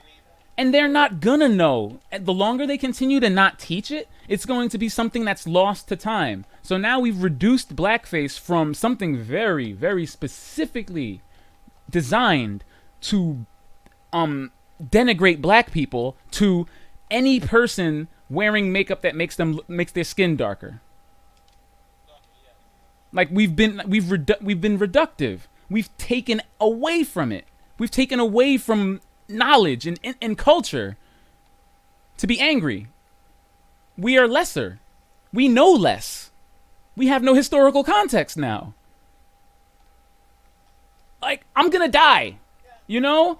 And the information is gonna die with me. But all the squawking heads are gonna take what the loudest people are saying and carry that through history. So eventually, we're gonna forget what blackface originally was for. Blackface is just gonna be, hey, anybody that makes their skin look darker. And that's just not cool.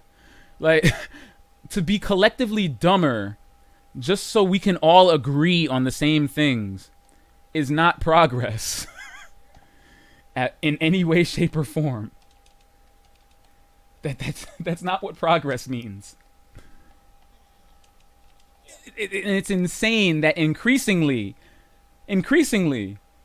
people like me are getting ostracized and ignored and cast out by their friends because they dared to think and dared to be reasonable.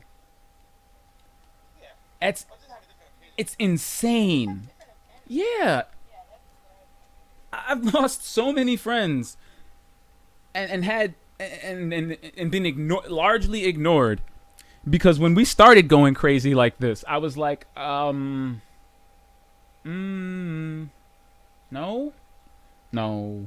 maybe not. I mean, yes, but maybe no. And they said, you're all right. Listen, somebody talked down to me. One of my best friends called me a centrist in a like she was calling me racist. No, she was calling me a centrist as a pejorative. She said, "Oh, you're just a centrist." And I'm like, "Okay. So are you telling me that because I consider all sides of an argument and think before I make a decision that is being looked down upon now? That's a bad thing?" I didn't realize being a centrist was considered an underdog. I don't even consider myself a centrist. That's the thing. Just the fact that I took both sides of an argument and compared them and thought about it and didn't immediately agree with everybody on either side was a bad thing. Maybe she was critiquing the fact that you weren't taking a side. Maybe that was like that. Well, no, I usually take a side afterward. But the fact that I even bothered to do it, the fact that I even bothered to look at all, that I did not immediately go to the, that was bad. And it's sad. Increasingly, I'm watching this person like de-evolve. Like, she was like, that thing. Oh, remember the Resident Evil thing that I posted about Resident Evil 8 and the village and all of that? Yeah. He comes to me and says, "Oh yeah, I saw that post, but I didn't like it because you got like a picture of a kid's head exploding." And I'm like, Whoa. "Well, I mean, it was supposed to, my mind is blown. It's from Calvin and Hobbes. It was from a strip where he said, he wondered what would happen if he held in his sneezes." And she's like, "Yeah, but it's a picture of a kid's head exploding. I can't." And I'm like, "Yeah, but now that you have the context and you can laugh at it now, right?" No, I don't think I can. This is what they're turning into. This is what we're turning into.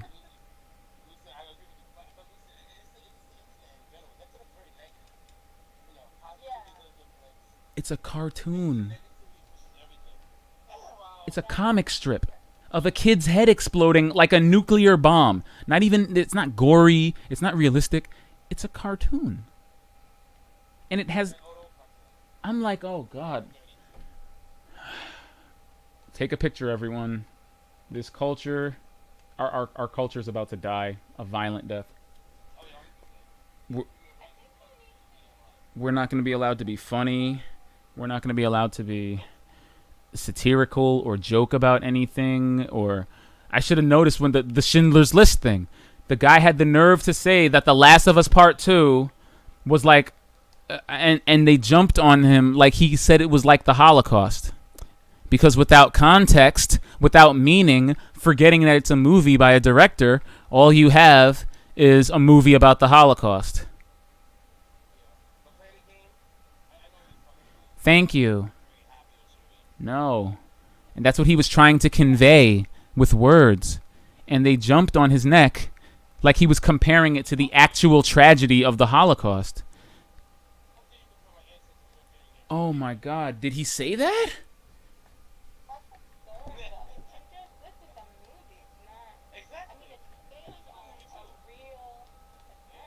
Yes. No. And that's the thing. It's like back in the day. It's like back in the day. Listen, when Call of Duty 2 came out and it was the shit, and we compared it to Saving Private Ryan, there weren't any idiots that came out of the woodwork and were like, oh, you're comparing it to World War II and the sacrifice those men made. Because we knew that Saving Private Ryan was a movie by Steven Spielberg. We knew that back then. Yes. We don't think like that anymore. No.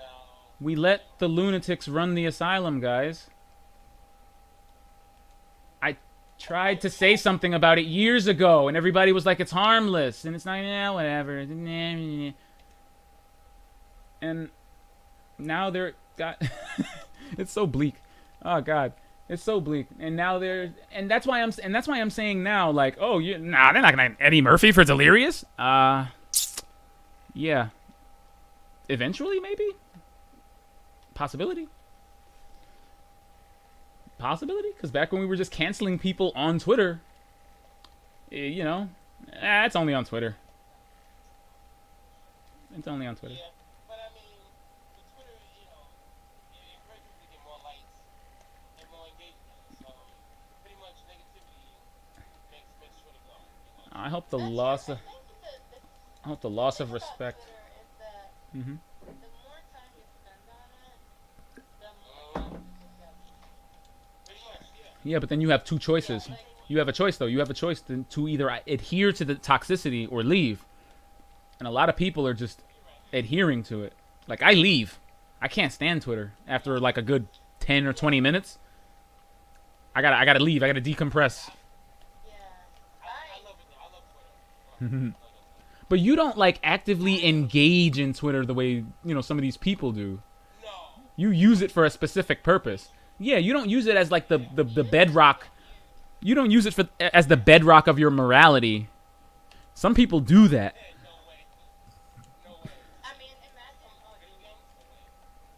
imagine. Yeah, like, you use Twitter as a Twitter user. Some people use Twitter as if it is the bedrock of society and the zeitgeist. You can't have Twitter be your zeitgeist. People do that, but I can't do that. I'm in fact Didn't we learn? very, very small. It's almost as if we didn't learn what happened when people did that on Tumblr.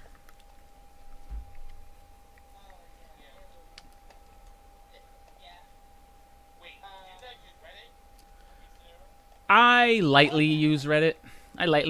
I lurk more than I post, though. I like Reddit a lot. I like Reddit a lot. Unlike you, I am a big nerd now. I kind of use it as like an information. Yeah. Me too. Pretty much.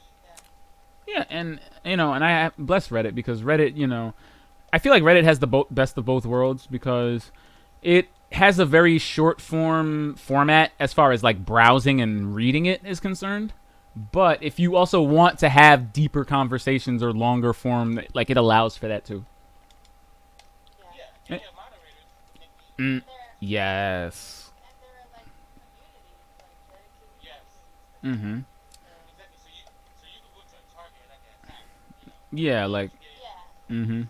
Like on the boards that I follow are like so random.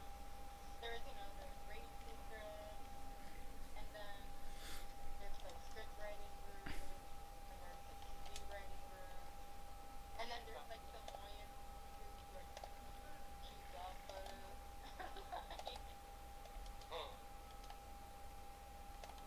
I like Samoyeds. They are. So I guess though in context then, I know what needs to happen. What needs to happen? Some extraordinarily, can we get Peter Thiel to like buy Twitter and just deactivate it? Somebody needs to buy Twitter and destroy it. Like we need to destroy it somehow. Seriously. Just like what happened to Tumblr. Tumblr got bought out by what, Verizon? Yeah. And then Yahoo, and then they blew it up, and then what happened exactly after that? The entire culture of the website died, and we lost Tumblrites. Yeah. Basically. Like, the site is still there, but it's not the culture anymore. No. It's- I think that they blew up the culture when they banned Porn. porn and nudity. Mm-hmm. A lot of the people that posted things on there were posting things like there was a whole lot of fan fiction. Oh, man. Oh, man. Right, like I don't know, Harry Potter fan Yaoi fanfiction. that were also porn. Like, Yeah. I remember... Like, and I'm really toning it down. Like, Oh, God. Wait, were you awake that night? Alright, so, like, before they deactivated Tumblr, or before... not deactivated, but before Tumblr's, entire culture shifted, so... I was... I think... Ah, man, I don't think Jessica was awake that night, but somebody hijacked the PBS Kids Tumblr and started posting supernatural gay porn. yeah, Like, every post was like... Testicle porn. okay, have you watched Supernatural? I saw that video. Okay.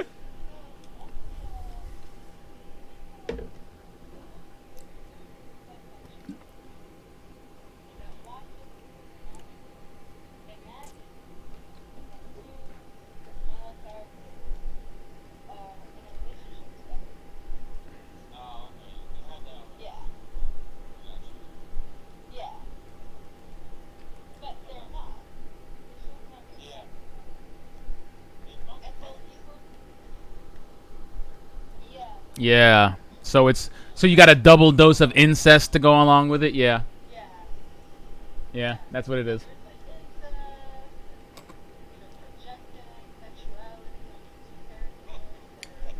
He's been on the internet before. Explaining it to him like it's the birds and the bees.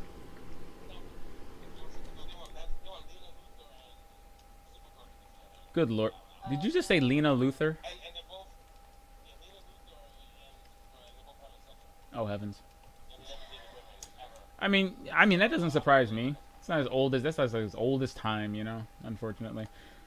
Yeah. The Sonic community is that was a thing at one time. Characters that are not written to have any kind of to have any kind of sexuality, like the sexuality they're describing, As in and then they're in a relationship together. It's like, what? But the show doesn't imply that at all. Exactly. Jessica, Like, Fandom. Jessica, the Sonic community. oh, The Sonic community. That's Sonic. It's like that's all that needs to be said, right? The Sonic community. if you go on, don't do this. No, it's not there anymore. They killed it. They killed it. But yeah, Okay. But if, I mean, I don't know. that was a long time ago. Back when you could post adult content. That was a while back. Yeah. If you go and you search for, well, you can still do this thing. Mhm. If you go on if you go and you search for your name, I think, and then Sonic, you will inevitably find art Holy shit. of some Sonic character. Oh my god. I did that. You did that? I did. And yeah, she's absolutely right. She's absolutely right. I did it once.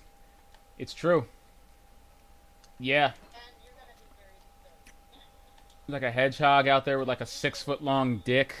His name is Lucian. Yeah, I've seen it. I don't even. I didn't think it was gonna like.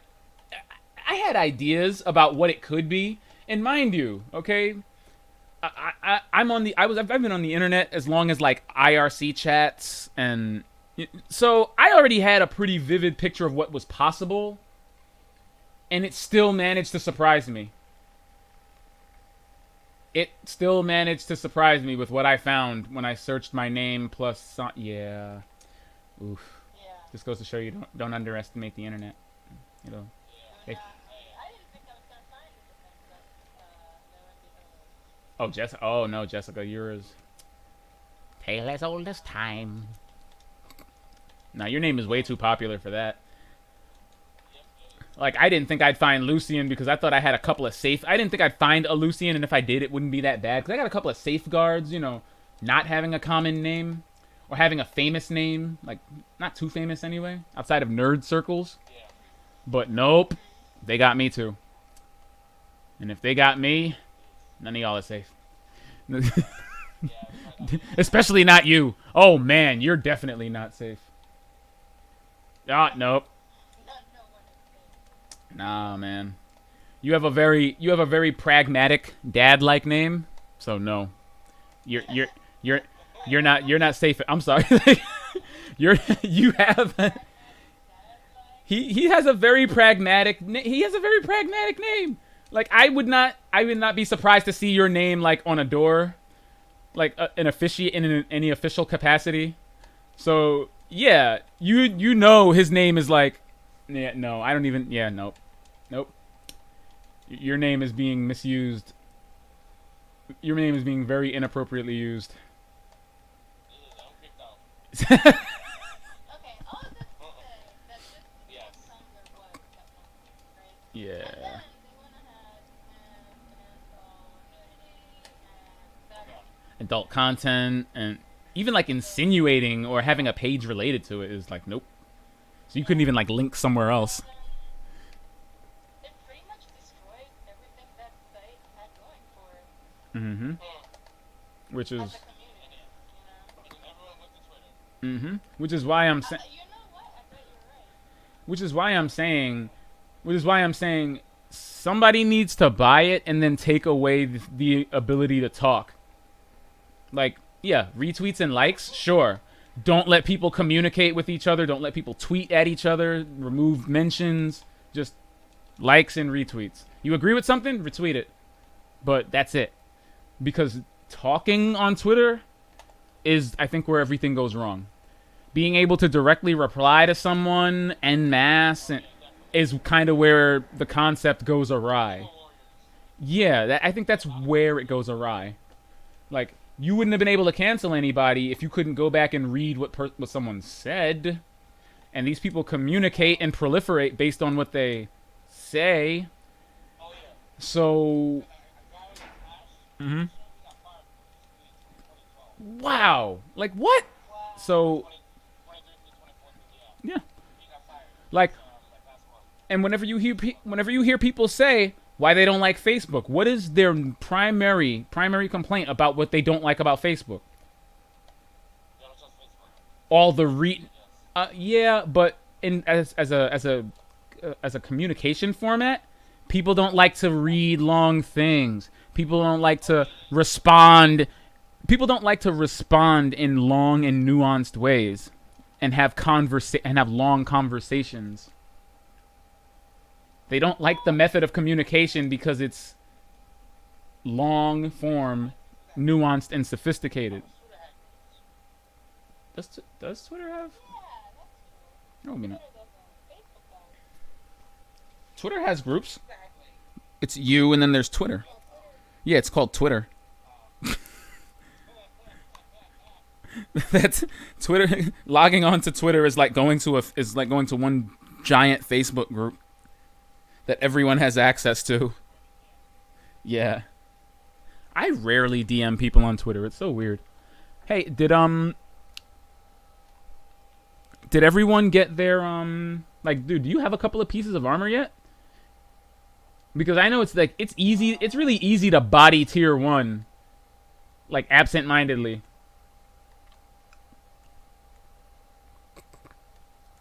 Cuz I feel like I slapped it a bit. Like I'm looking at my bounties. Let me see.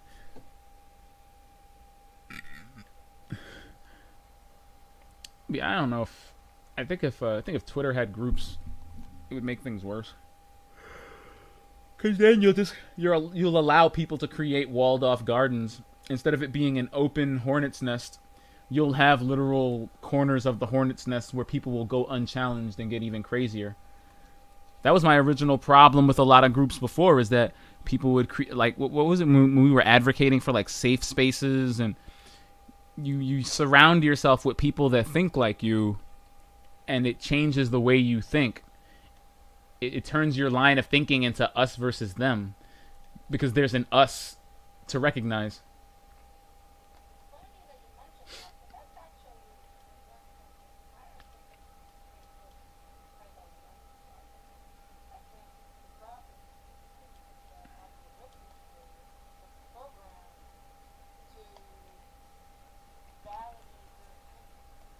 Mm.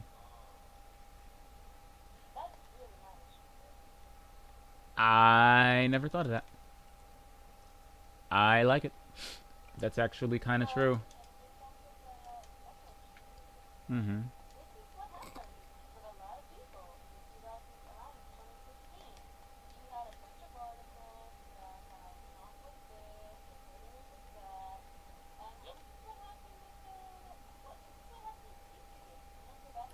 Oh yeah. Oh yeah. Oh yeah. Yeah.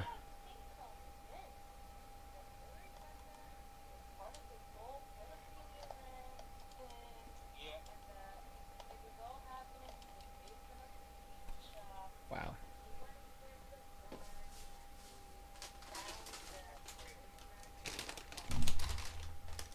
Yep. And this wasn't even like, oh, your average, your typical user. Like, this was an otherwise pretty reasonable guy that didn't seem like he went on the internet that often.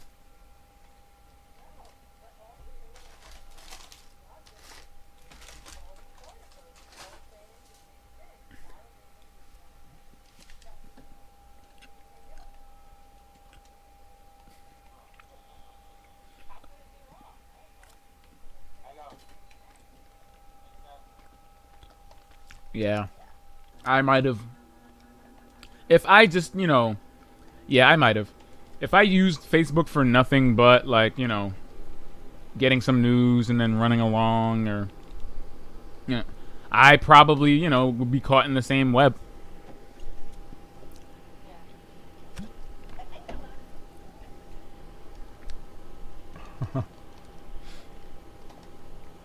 But when you try to, tell them, you turn into a pariah, and I've had my fill of being vilified by the internet.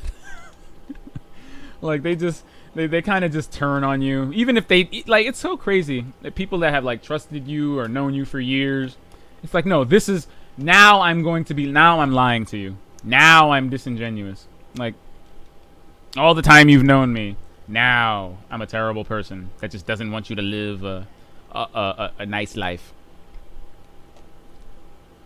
It's like, what? You won't agree with the crazy people? Okay. I wonder what things are going. I wonder what art is going to look like hundreds of years from now. How's art gonna look 50 years from now? Be like a fully clothed person who's like gender neutral and like has no discernible features. Just be like a person. Because by that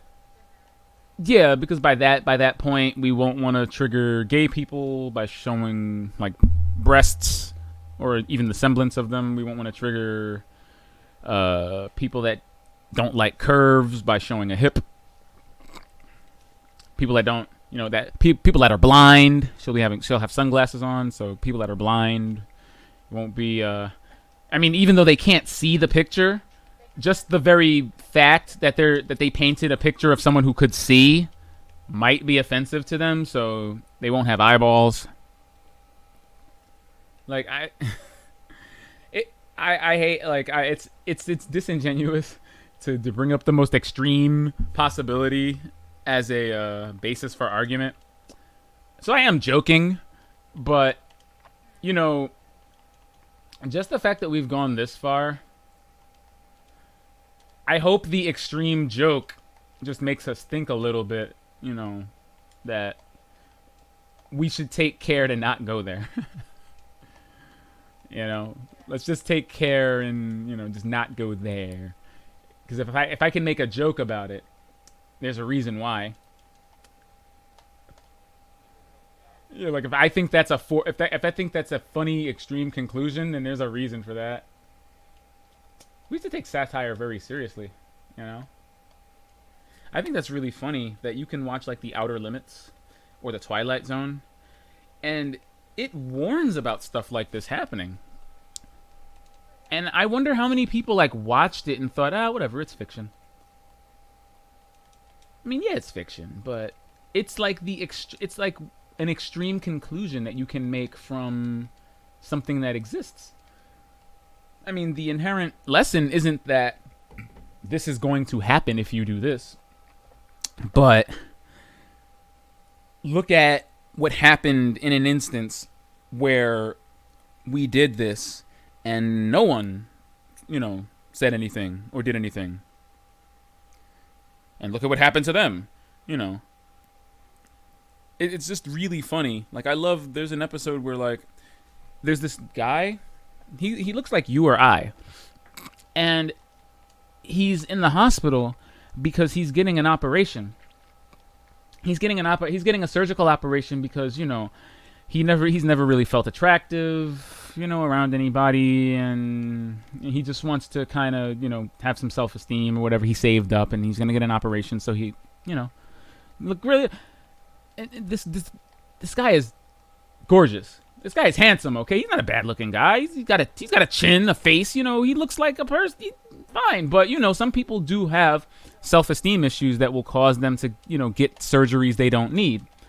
And you take it as it is. The episode goes on, you know, and whatever he gets to. Basically, the episode ends with him getting him finally going in to get the surgery or whatever. You don't realize that for the entire episode, you haven't seen anybody else but him. And then when he finally goes into the doctor's office, you see the doctor that's about to operate him on, you see his face. And it is this disfigured guy. Like, his lips are on the side of his head, his eyes are on his chin, his forehead is a flap that moves around. And then the lesson of the episode dawns on you. In that society, he's extremely ugly. He wants to look like everybody else. It tells you something about what the standard of beauty is and how that can affect your, you know, what you feel your place in society is and how it can affect your worldview and how you, so, you know, what is beautiful? What is it, you know, what is a standard, quote unquote, for beauty? Because if we all look like anuses, then looking like an anus is beautiful. So, so you need, you know, the lesson is in there. The lesson isn't that, oh, you know, eventually beautiful people are going to look ugly. It's like, that's not really the lesson. The lesson is that the standard of beauty, what quote unquote, is really just based on what people look like. And that if you do want to feel beautiful, if you want to feel, you know, it has to come from inside, because what's outside is always going to be different. It's always going to change. It's always going to shift. Yeah. You know? So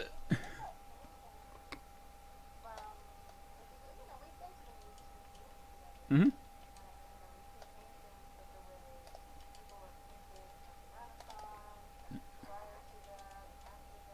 Mm-hmm.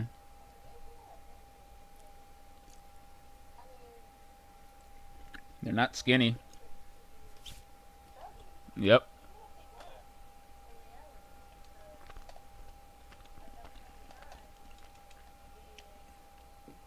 Overweight was a. Mm-hmm. I like fleshy.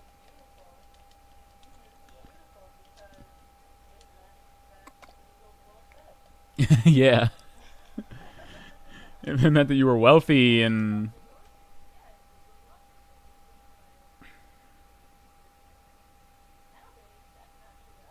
Mm-hmm. I love that conversation. Yeah, changes with the time, culture. Mm-hmm. You know, we could even talk about the climate condition, Yeah. what's going on in China. I mean, I'd like to think it doesn't happen today, but you know, Somewhere it's happening. Yeah, somewhere. yeah, somewhere it's happening. Just let me know how you listen. We're very productive, very beautiful until we find the sweet embryo, so that the sweet woody balloon eventually explodes into the juicy wood crack and break. I mean, they would just form. They would freak out. That's crazy.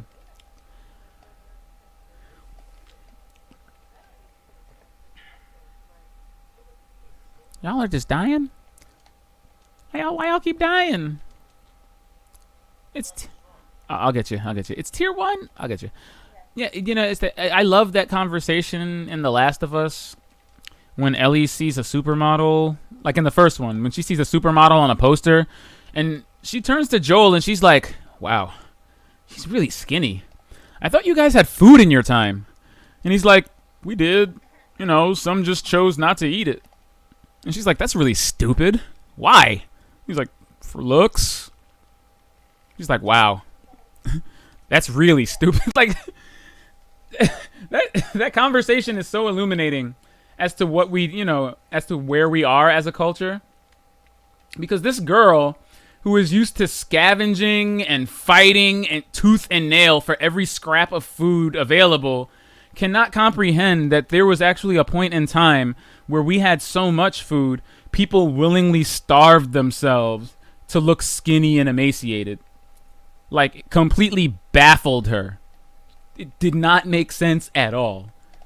And in hearing that she doesn't think it makes any sense, it's the kind of thing that should make you really look at your own culture and go, yeah, that is really stupid. Why do we glorify this? Like, people can't eat, and some people willingly starve themselves so that they look really skinny. But no, we go, it's fiction. That's cool. I'm gonna go eat this cabbage leaf. It's time for my one meal of the day.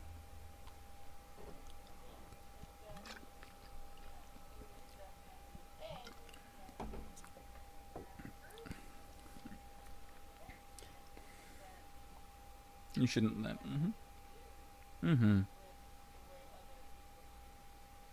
Or what society says is acceptable or quote unquote beautiful. Because I like to say it in really funny ways that, like, why do you. I mean, seriously, why do you think ugly people still exist?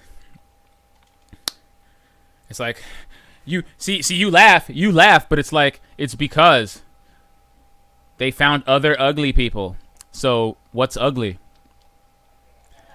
Like, there's somebody there to find somebody else attractive, even if you don't. So if they're not what you find beautiful, that's fine. Someone else will. And they will have kids and make more people that look like them. They're not going anywhere for a reason. You know, if they were, it would just be everybody would be symmetrical and, you know, and have butt chins. But we don't. Because everybody is actually indeed beautiful, okay? And people confuse what they find attractive with beautiful. Like I said, I say it in a really funny way, but it's like, that's why, man. So they're not, you know, they're not whatever. Somebody out there looks at them and they're like, oh my God. So, and that's really what matters. That there's someone to look at you and go, oh my gosh. You gotta count, yeah. I feel we really need to count our blessings here on this planet. There's a lot that we go out of our way to not appreciate. You know, and it's the kind of thing that, like, as soon as it's gone, then you're like, oh wait. And I don't know anyone who would like cancel things or remove things or take things away or reduce them to nothing unless they were so convinced that this is just something you should have or something that everybody has, that you really think you can just trim it away. Like, like only someone who doesn't know how to create something would advocate for destroying art. Because if we didn't have art, we would be so much lesser. If people didn't have the ability to create art, we would be so much lesser. And you want to take art away? Do you not appreciate what's going on here? We didn't need a society or a standard for art. There's cave paintings. Before we even had paint, people were trying to, represent what they felt was their culture or what they found a way to convey this message and put a spotlight on what they felt needed highlighting in their culture. Even if it's just hands on a wall. That's what it was. It represented the culture. So to say like, oh man, pinkies are offensive now. Let's take all the pinkies off the hand cave paintings. It's like, no, don't do this. I feel like you have to take it in the same way. Sophistication doesn't really dictate what art is. It's the expression of it, period. And we really have to realize that as we keep assaulting the individual expressions of it across the board. I mean, you can't learn from a lesson that doesn't exist. So I really don't mind. That's why I honestly don't mind something like Delirious, and I can still find it funny because it reminds me that in 1983 there were certain thoughts and ideas that people had. There was things in society, like he talks about ice cream trucks and kids running after it with dollars, and how the driver was an asshole and would just like drive one more block just to see the kids run. That tells me that's hilarious, but it tells me so much about the 80s, and it tells me so much about things that people don't really see anymore, like ice cream trucks and kids all playing in the street and running in the street after ice, like things that don't happen anymore. It puts things in a time and in a place, and even if things aren't like that anymore, it reminds me where we've come and how far we've come from where we were. You can't really take stuff like that away or cancel it, or because with no basis for your reality, how do you create new reality? How do you evolve without knowing what needs to, or how do you change without knowing what should change?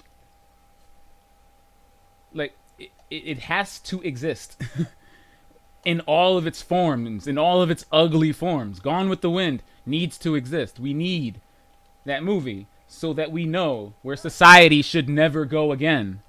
We need Mammy on the screen so that we know what black people used to have to do to get acting roles, and why they don't do that anymore. Why this character type doesn't exist anymore.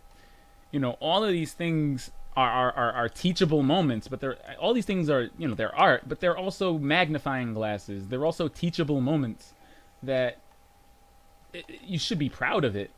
You shouldn't look back at it and go, oh, this is offensive. It's like, yeah, that's the point. That's why it's still here. To remind you that this was pretty bad, but we are better now. Yeah.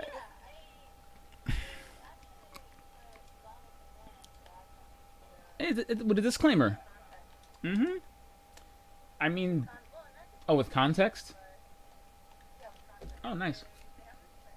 Mm-hmm.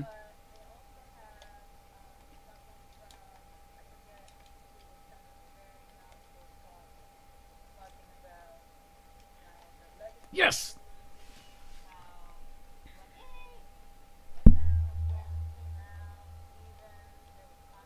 Mm-hmm. Mm. See, that's great.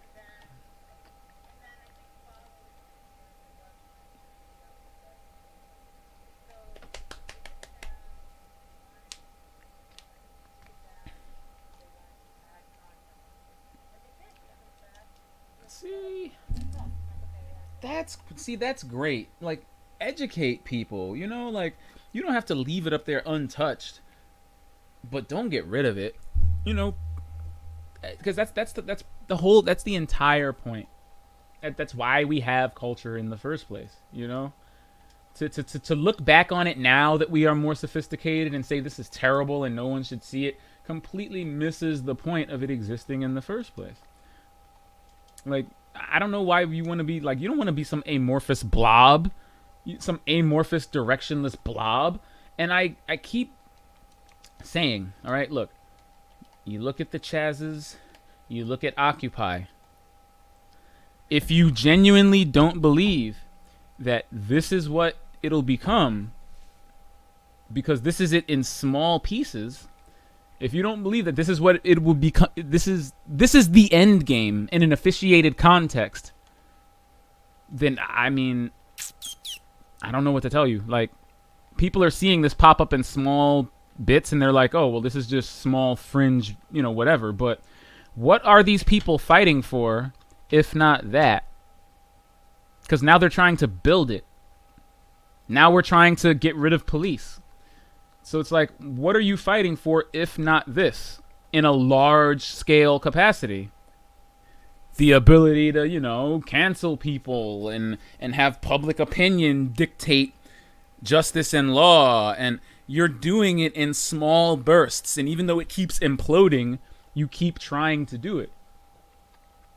So if not for this, what are you actually fighting for and advocating for and changing, things for? You want to have a society with no history, context, culture, leaders? Do you just want to eat each other?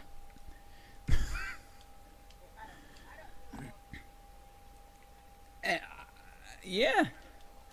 Yeah, and I don't think they realize that they keep building the net result of it, and the fact that it keeps imploding or falling apart is not telling them that it's probably, it does not work.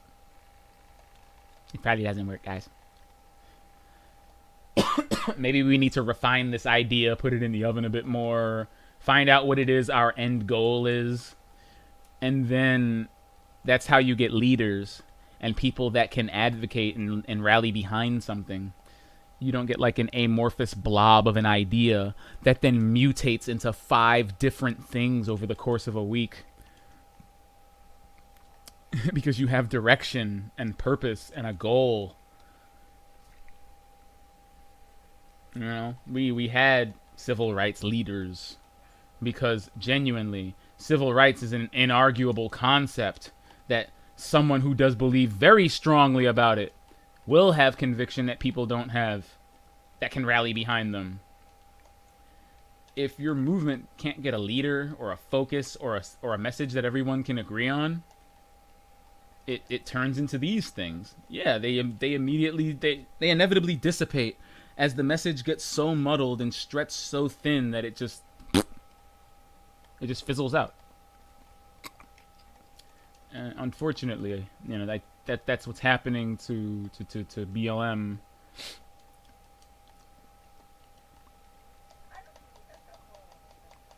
The public facing side of it is, unfortunately. Somewhere out there, some of us are out there, really after school programs, advocating police reform, training their, like some captains are training their officers better, or preparing them for the neighborhoods that they're going in on a small scale. Yeah, it's the least you can ask for. Some captains do have the wherewithal to do that, but by and large, as a large scale movement, it's not really happening like that. I got fireworks going on outside my house.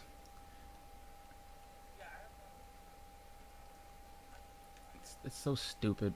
Do you know why they're doing that? You know why they're doing that, right? Oh, I mentioned it earlier. Jessica, you want to tell them why they're doing that?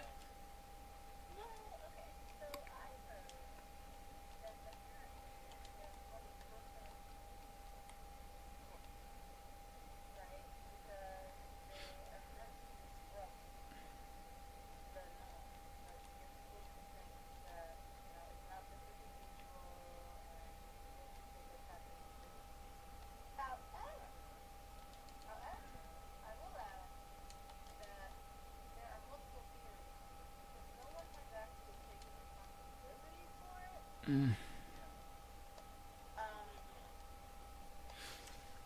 but I've heard people say that people who are trying to deliberately create situations where the police would come in Oh wow. and Mm. come in and engage with, yeah, like trying to create, Oh yeah, no. trying to create that kind, yeah.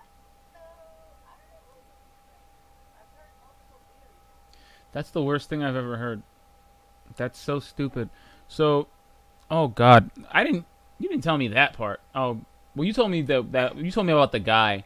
That second theory, if that second theory is actually more heinous, because then what you're doing is you are training the police to not respond to calls. So then when someone does need help, they're not going to come to your neighborhood. And I told you guys earlier, I thought it was gunshots. People in this neighborhood, I can tell you, think that it's gunshots. So, and why? Because in the past, I live across the street from 2 different projects. Not out of the ordinary to think that. But the net result of that was that people started running home earlier. Like, people don't stay out past like 9 or 10 o'clock as much as they used to. So,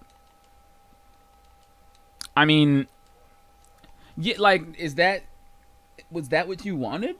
To scare people into going into their homes and make police skeptical of calls because the real danger has been replaced with constant, unending fake danger? Like, I hear fireworks every night. Every night I hear fireworks. So, like, you only get so many calls about hearing popping noises, and before you go, yeah, that's the neighborhood. Yeah, they've always got popping noises around 10 o'clock at night, right? Whatever.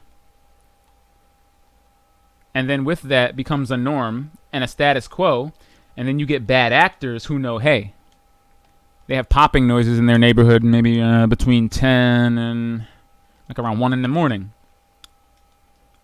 The perfect time to go out there and kill some people. Or, oh, I wanted to kill that guy. Bring him here and kill him. You can't distinguish between the noises. And they have a cover. It's like, why? That is literally real life trolling. It's real life trolling. Someone has hacked my neighborhood and posted a bunch of Destiel porn in it. And now the cops aren't responding. Now nobody's moderating the board. They got tired of deleting all the dicks. Now we have no mods.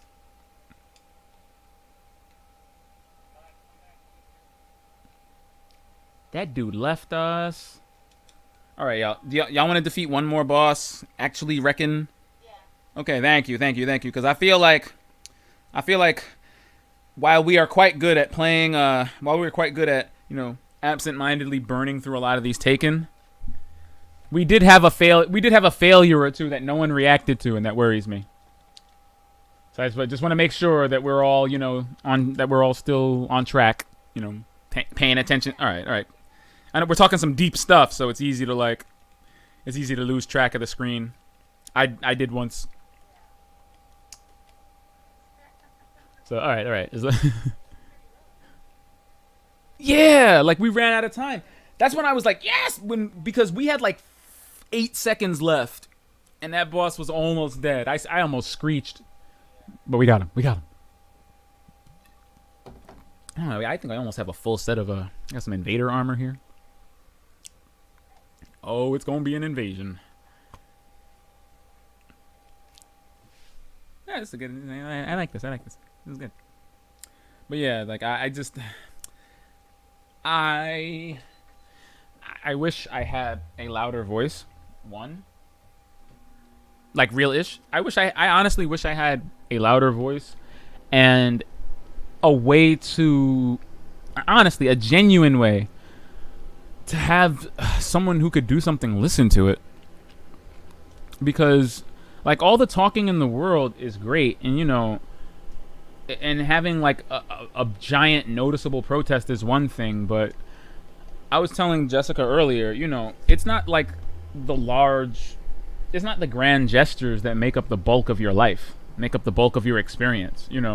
It's the little things that happen all along the way that really make up your life. And we tend to complain in grand gestures when really they wouldn't have to become grand gestures if along the way we had a way to address the little things that just little things happening here and there.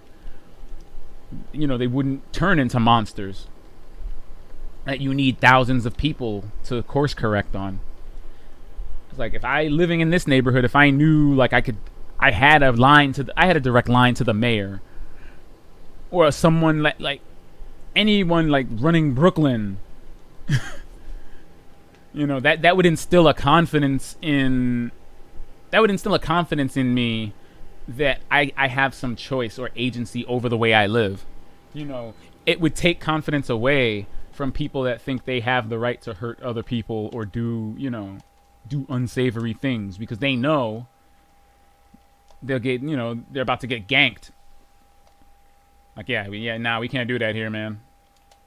Nah, man, they hang people up by their earlobes here. It's like, not that extreme, but like, I have a reason to not be a bad actor because I know it will not fly. I know I cannot do this.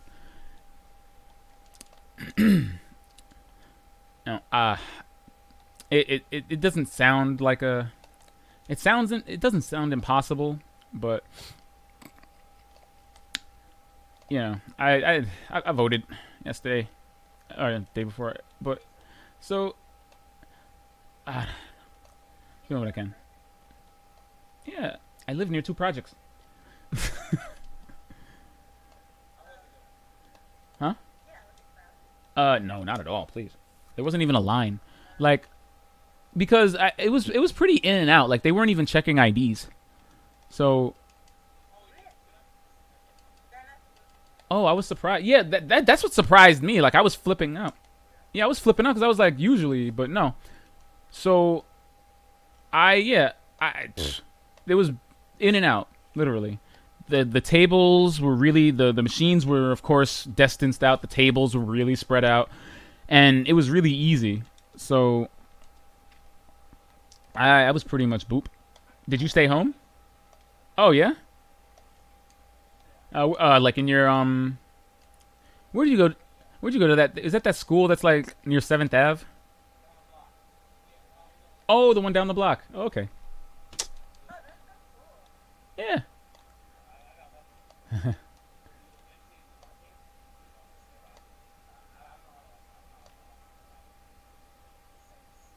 Yeah. Yeah, some people had to maneuver around, and I was fortunate enough, but no. Okay. All right, listen. We'll get the boss this time. We'll get him in the neck. So I say we go around. I like to go left. I go to the bridge. Then we go to the main, that big area. Like, let's go counterclockwise. Yeah, that's actually, it works really well for me. So we'll try that. We'll go, and then we'll get it, and we'll get the boss, and then we'll be out of here. Because I'm carrying, like, I'm pretty sure that when we get out of here, the postmaster is going to be like, bruh. Yo. Like, what are all these blues? Did you start a new game? Oh, wow. I never thought of my mail like that, but yeah, it's true. Everybody has like the blue mail, the legendary mail, and then the exotic mail. You jumped into the portal. Oh, hold on. I'll throw down a banner if people want some. Oh no, I can't put it down. Oh, it won't let me. You have to do it before the portal opens. It's alright. We're good. But yeah, I don't know. I wish we would think about things like that more. I really do, because it's so easy to be a part of a large thing, you know? Like, that's cool, but then when life returns back to normal and you realize you don't have a series of small things, I wish we'd work a little bit harder to get the smaller things. Counter. I said counterclockwise, you crabs. What are you? Oh, okay. Y'all are some. Yeah, that would mean going by this bridge over here. And y'all are some crab people. Crab. This is counterclockwise. From the platform? That's clockwise. Did you drop? Counterclockwise when you go right. No. Yeah, this is counterclockwise. Yeah. Oh, maybe maybe. Oh, did you fall in through a different portal? That might have been it. Oh, yeah, maybe. There are like three there are like three portals. Well, yeah, we're gonna go here, like do this plaza area, and then just go around. Yeah. Seems to a different one. I always forget that. I always end up forgetting that. Like, I don't know when they changed it, but back in the day, you used to just fall through these things. You used to fall through these things randomly. Now, I think they drop certain classes down certain paths. That's why Jessica and I appeared on one side and you did on the other. Okay. Good old segregation. This is a warlocks only elevator, okay? I guess I see. Robes only. Well, it's okay. You've got your capes only elevator, so you know. Thanks. We still have equality. You know. I guess. Listen. Hey, we're all separate but equal. Okay. I like that. And you know, listen, robes are itchy. You don't want this. They get caught on things. Didn't you see the Incredibles? Your cape gets caught on something. That's it, man. No capes. No capes. I forgot I had the getaway artist.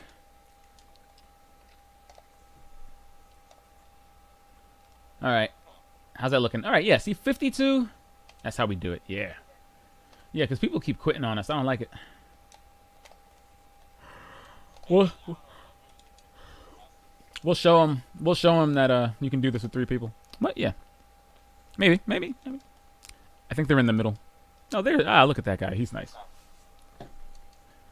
I feel like I have to ask Jessica because if this hasn't happened, I would be completely baffled.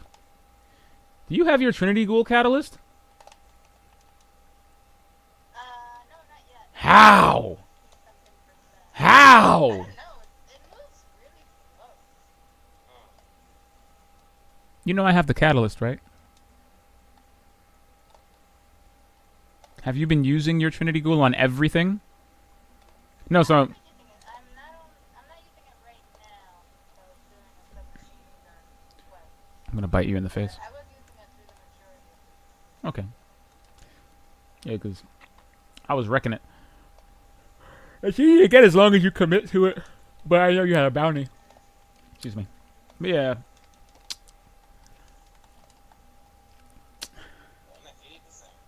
Mm-hmm. I say, people. Let's pledge to exist. I know there's a concentrated effort to kind of get rid of humans. Humans that like to speak to other humans and form opinions. You know, but as long as Joe Rogan continues to exist, you know, let's continue to exist as well, because really, they would want nothing more than for us to stop talking.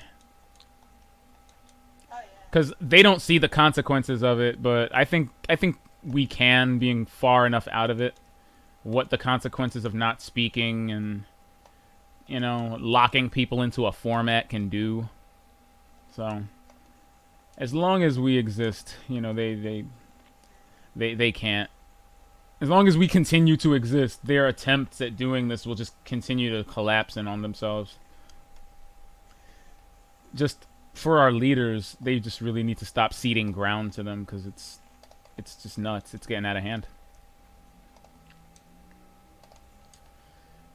Yeah, they have to just stop ceding ground to them. I'm sorry. I'm sorry you could not get what you wanted, but that is life sometimes. You don't get what you want.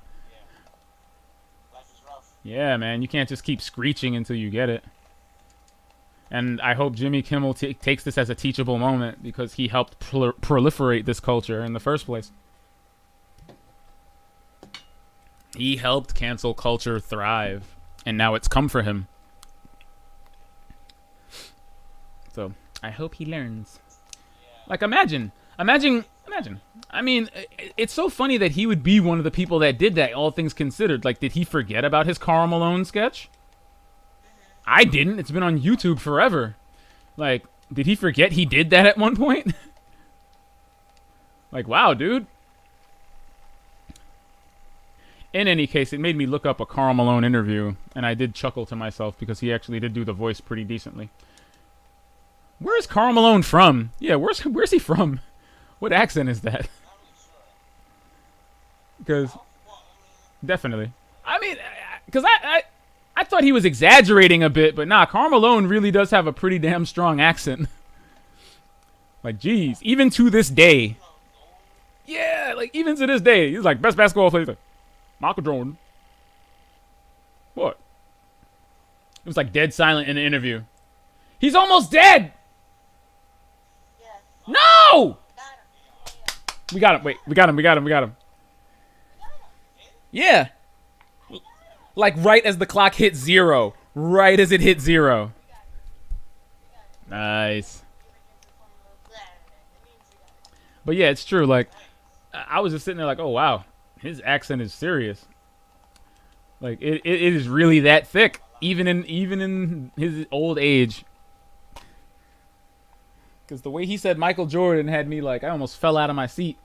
And I love the way the interview went dead silent. Like he was gonna elaborate on that. Like what more do I need to say? Michael Jordan. But yeah, this is one of those things. All right, I'm gonna take us to that big ball in the sky.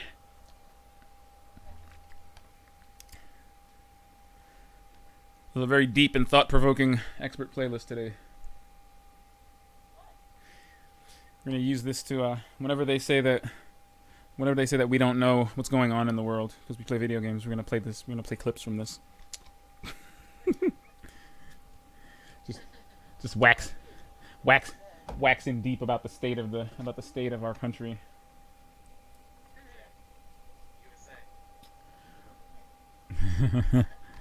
We used to say that, but who knows? You know, we did end the teep, and we are making some things here. You know, maybe the U.S. will start making things again. Yeah, like we gave it to everybody. We gave everything to everybody just so that we could be richer financially, but then poorer economically. Exactly. It's like, I hope you're enjoying that fat check. You know, you can't take it with you, right? Like, at some point, I think making all of the money in the world took precedent over just making money. Yeah. So,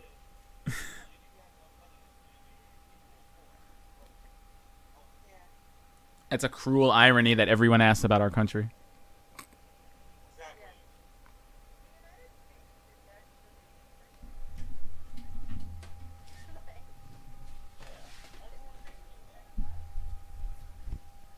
And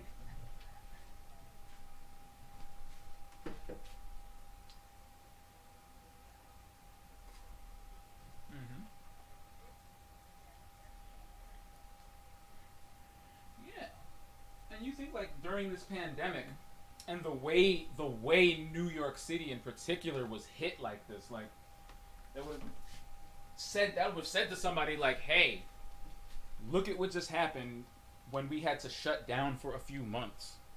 Look what happened to New York City in particular." That is the truth of New York City, to be honest. That's kind of the truth of our economy and our that 3 months happened. Millions of people lost their jobs, and you know we're left in a state of uncertainty. You think coming out of this, they're gonna say, "Hey, wages,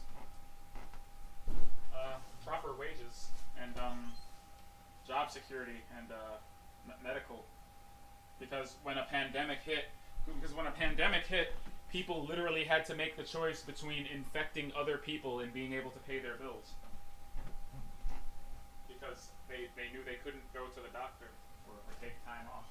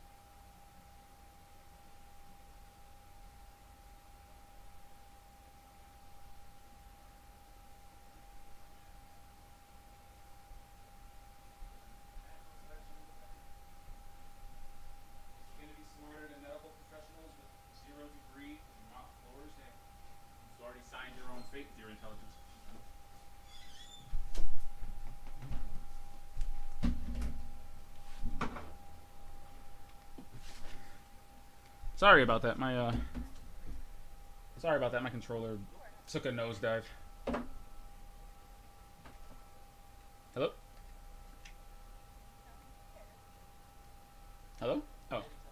No, my controller died and I just plugged it back in. Sorry. Didn't take the virus seriously. Now it's what they rely on the original facing. But here they like the most is technically low. It really low. It's very low. Because Cuomo ain't playing. Exactly. And that can't be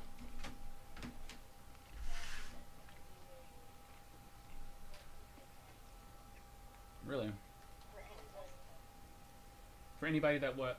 Uh, I didn't hear about that. that is coming. Oh, from other states or? From states that have high rates of infection rates, like Thanks. Florida, But like, all the states. Yeah, good question. What like, has been? like for the food place, actually a good idea. But, ma'am, where are you from? That's a good question actually. I don't know. Maybe they have like designated. I mean, I would assume, or I don't know, like housing or like a hotel or. I know, yes, I know that that's what was happening. Like whenever during the contact tracing efforts Yeah. body, Mm-hmm. that whenever they see spots of them, closed, they put them out. Ooh. Yeah. Yeah, that makes it. Yeah, that's really the only. So that's really the only workable solution that I can honestly. I mean, I wouldn't want to go as far as like, even though that might work. I don't want to go as far as like putting wristbands on people. You know, like like say if you came in, you got like a yellow or a red one or whatever to say where you came from, or you can't take it off for 2 weeks, so that at least there's a visual identifier that you're either in quarantine or because otherwise. Hmm. How are they going to Yeah, check that's it? what I'm How are saying. they gonna check everybody that comes in? I know that I mean, you can't sneak off a plane. Get you as soon as you like get you as soon as you get off. you're driving, Ah, you're driving. Let's say police want to pull you over. checkpoints. And we have toll booths, right? They don't have checkpoints. Yeah, we have toll Maybe booths, so. and they're on interstate highways. Mm-hmm. That's true. So I guess they'll be closed cops. Checkpoint. I guess they'll be looking at the checkpoint. No, no, that doesn't make sense. They'll be at where you Yeah, yeah, because like that's why I think that wristband thing could be a good idea because at the very least, it's a visual identifier. Um, colors could be colors could either be representative of states or you know I would say have them represent states so that people know where you came from, if anything, and then yeah, you wear it until you just have to wear it until your quarantining period is over. Maybe live in a designated area or like they'll have like a hotel or because I have already seen just via masks when you tell people to do something, they will try their best to find every available avenue or opportunity where they won't have to. We should have a specially colored one for Karens. Just so we know the severity of the rule breaking we're about to endure. Like, let's have one exclusively for Karens. It'd be a yellow one. What'd Korea do? Mm-hmm. had like a stamp in their hand, Oh wow. Oh, and okay. the stamp would wear out after 30 days. What? Yeah, That's actually pretty ingenious. trying to like get on trains and stuff. Without a stamp? Oh. Oh wow. Yeah. Stamp Stay home. ordered. Mm-hmm. Yeah, what are you doing with money? Come on. Jessica, we have people in real life who wear masks just to get into the subway and then take them off when they're on the train. I saw that. So dumb. I see it all. It's like, why, dude? It's the mask is not a social. It's not a social qualifier. Okay, it's not a walking velvet rope so that you can get into buildings and that. It's keeping you from catching a thing, and it's keeping others around you from catching a thing if you have the thing. Like I don't get you. Why are you like this, human? But so it'd have to be it'd have to be something like really something indelible, that you can't take off or fake. Because otherwise, people are going to go out of their way to compromise, change, or falsify it. And it's like, why would you want to do that? The other option is death. But, people gonna people. People gonna people. They're gonna protest it and then catch it, and the world laughs at them. And then they go into a train station and take their mask off. So it's like, mm-hmm. This is why it continues to spread. Damn creatures. But fortunately, in this world, we don't have pandemics. But this was a good. This was a good. You know why? Because in this one we're united. You know, once everybody had the same technology and material wealth, the only thing we really had left to do was grow. I mean, you can't fight for oil if everybody's got oil. You know, technology if everybody's got the same. So, at that point, all you do is grow. That's a wonderfully hope. That's a very optimistic, very Star Trek-like aspiration. I still think it's possible. I still think it's possible. I think eventually you get So, I hope so.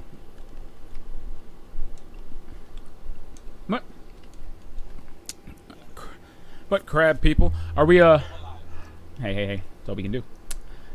It would surprise you to know the Drifter's name many an age ago was Dredgen Hope. Yeah, that shady ass dude. Yep. So you know, it comes in different forms. It does. But hey. I love the to make an omelet you gotta break a few eggs philosophy, completely being supported by the concept of ghosts. So I've broken a lot of eggs personally. But I think we had a really good, a very good, very reasonable, socially aware episode today. Gonna have to rename it. And change the thumbnail. I have just the idea. To change the thumbnail. Did you have fun, sir? Did the Dredgen give you a new quest? Yeah, I just got the same quest too. I think we have to go to the Tangled Shore or something. So we'll definitely have something to do the next time we beam into this beast. Hey, where are you? Are you talking to Tess Avarice?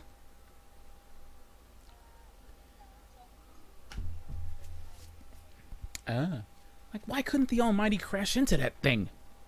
That would have been so funny. I would have... if the Almighty had crashed into the Eververse, oh, that would have been the best. I would have laughed my earlobes off. But no, it just... Now Tess doesn't have a private bathroom anymore. Like, okay.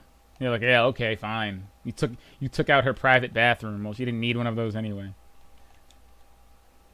Getting just amenities off the back of Guardians and their hard-earned cash. Like, not even Glimmer. She doesn't take Glimmer. She takes cash and Monopoly money dust. She ain't got time for Glimmer. She's actually reaching into our real wallets. Shoot. Talking about. That's okay, Tess. It's okay. We're still, you know what? There will be another expansion. We'll see how you do when the darkness gets here.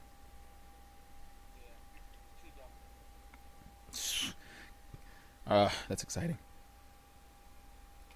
Well, when you're done talking to the Dredgen's personal text-to-speech machine, I love it if you close this out. Now, have you talked to that thing? It's hilarious. He's like, hey, Guardian, look, it's like Rahul, but cooler. Like, he just says all sorts of weird shit. He's not, yeah. I don't think Rahul ever said to me, feed me engrams. No. I love the Drifter so much now. He's so funny. But, sorry about that.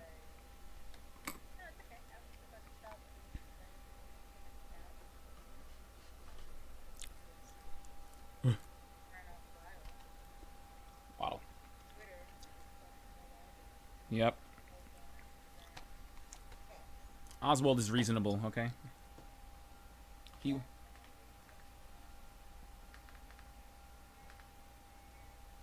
.com. Indeed. Thank you very much. Thank you very much. Sir, thank you for joining us tonight. Appreciate you. Thank you. Rahul. Yeah, whatever that. With everything having been said, literally everything, that concludes tonight's episode of the Expert Playlist. Thank you for watching. We'll be back. Same bat time, same bat channel. 1:45 or slightly later on Monday. And until then, good night, everyone.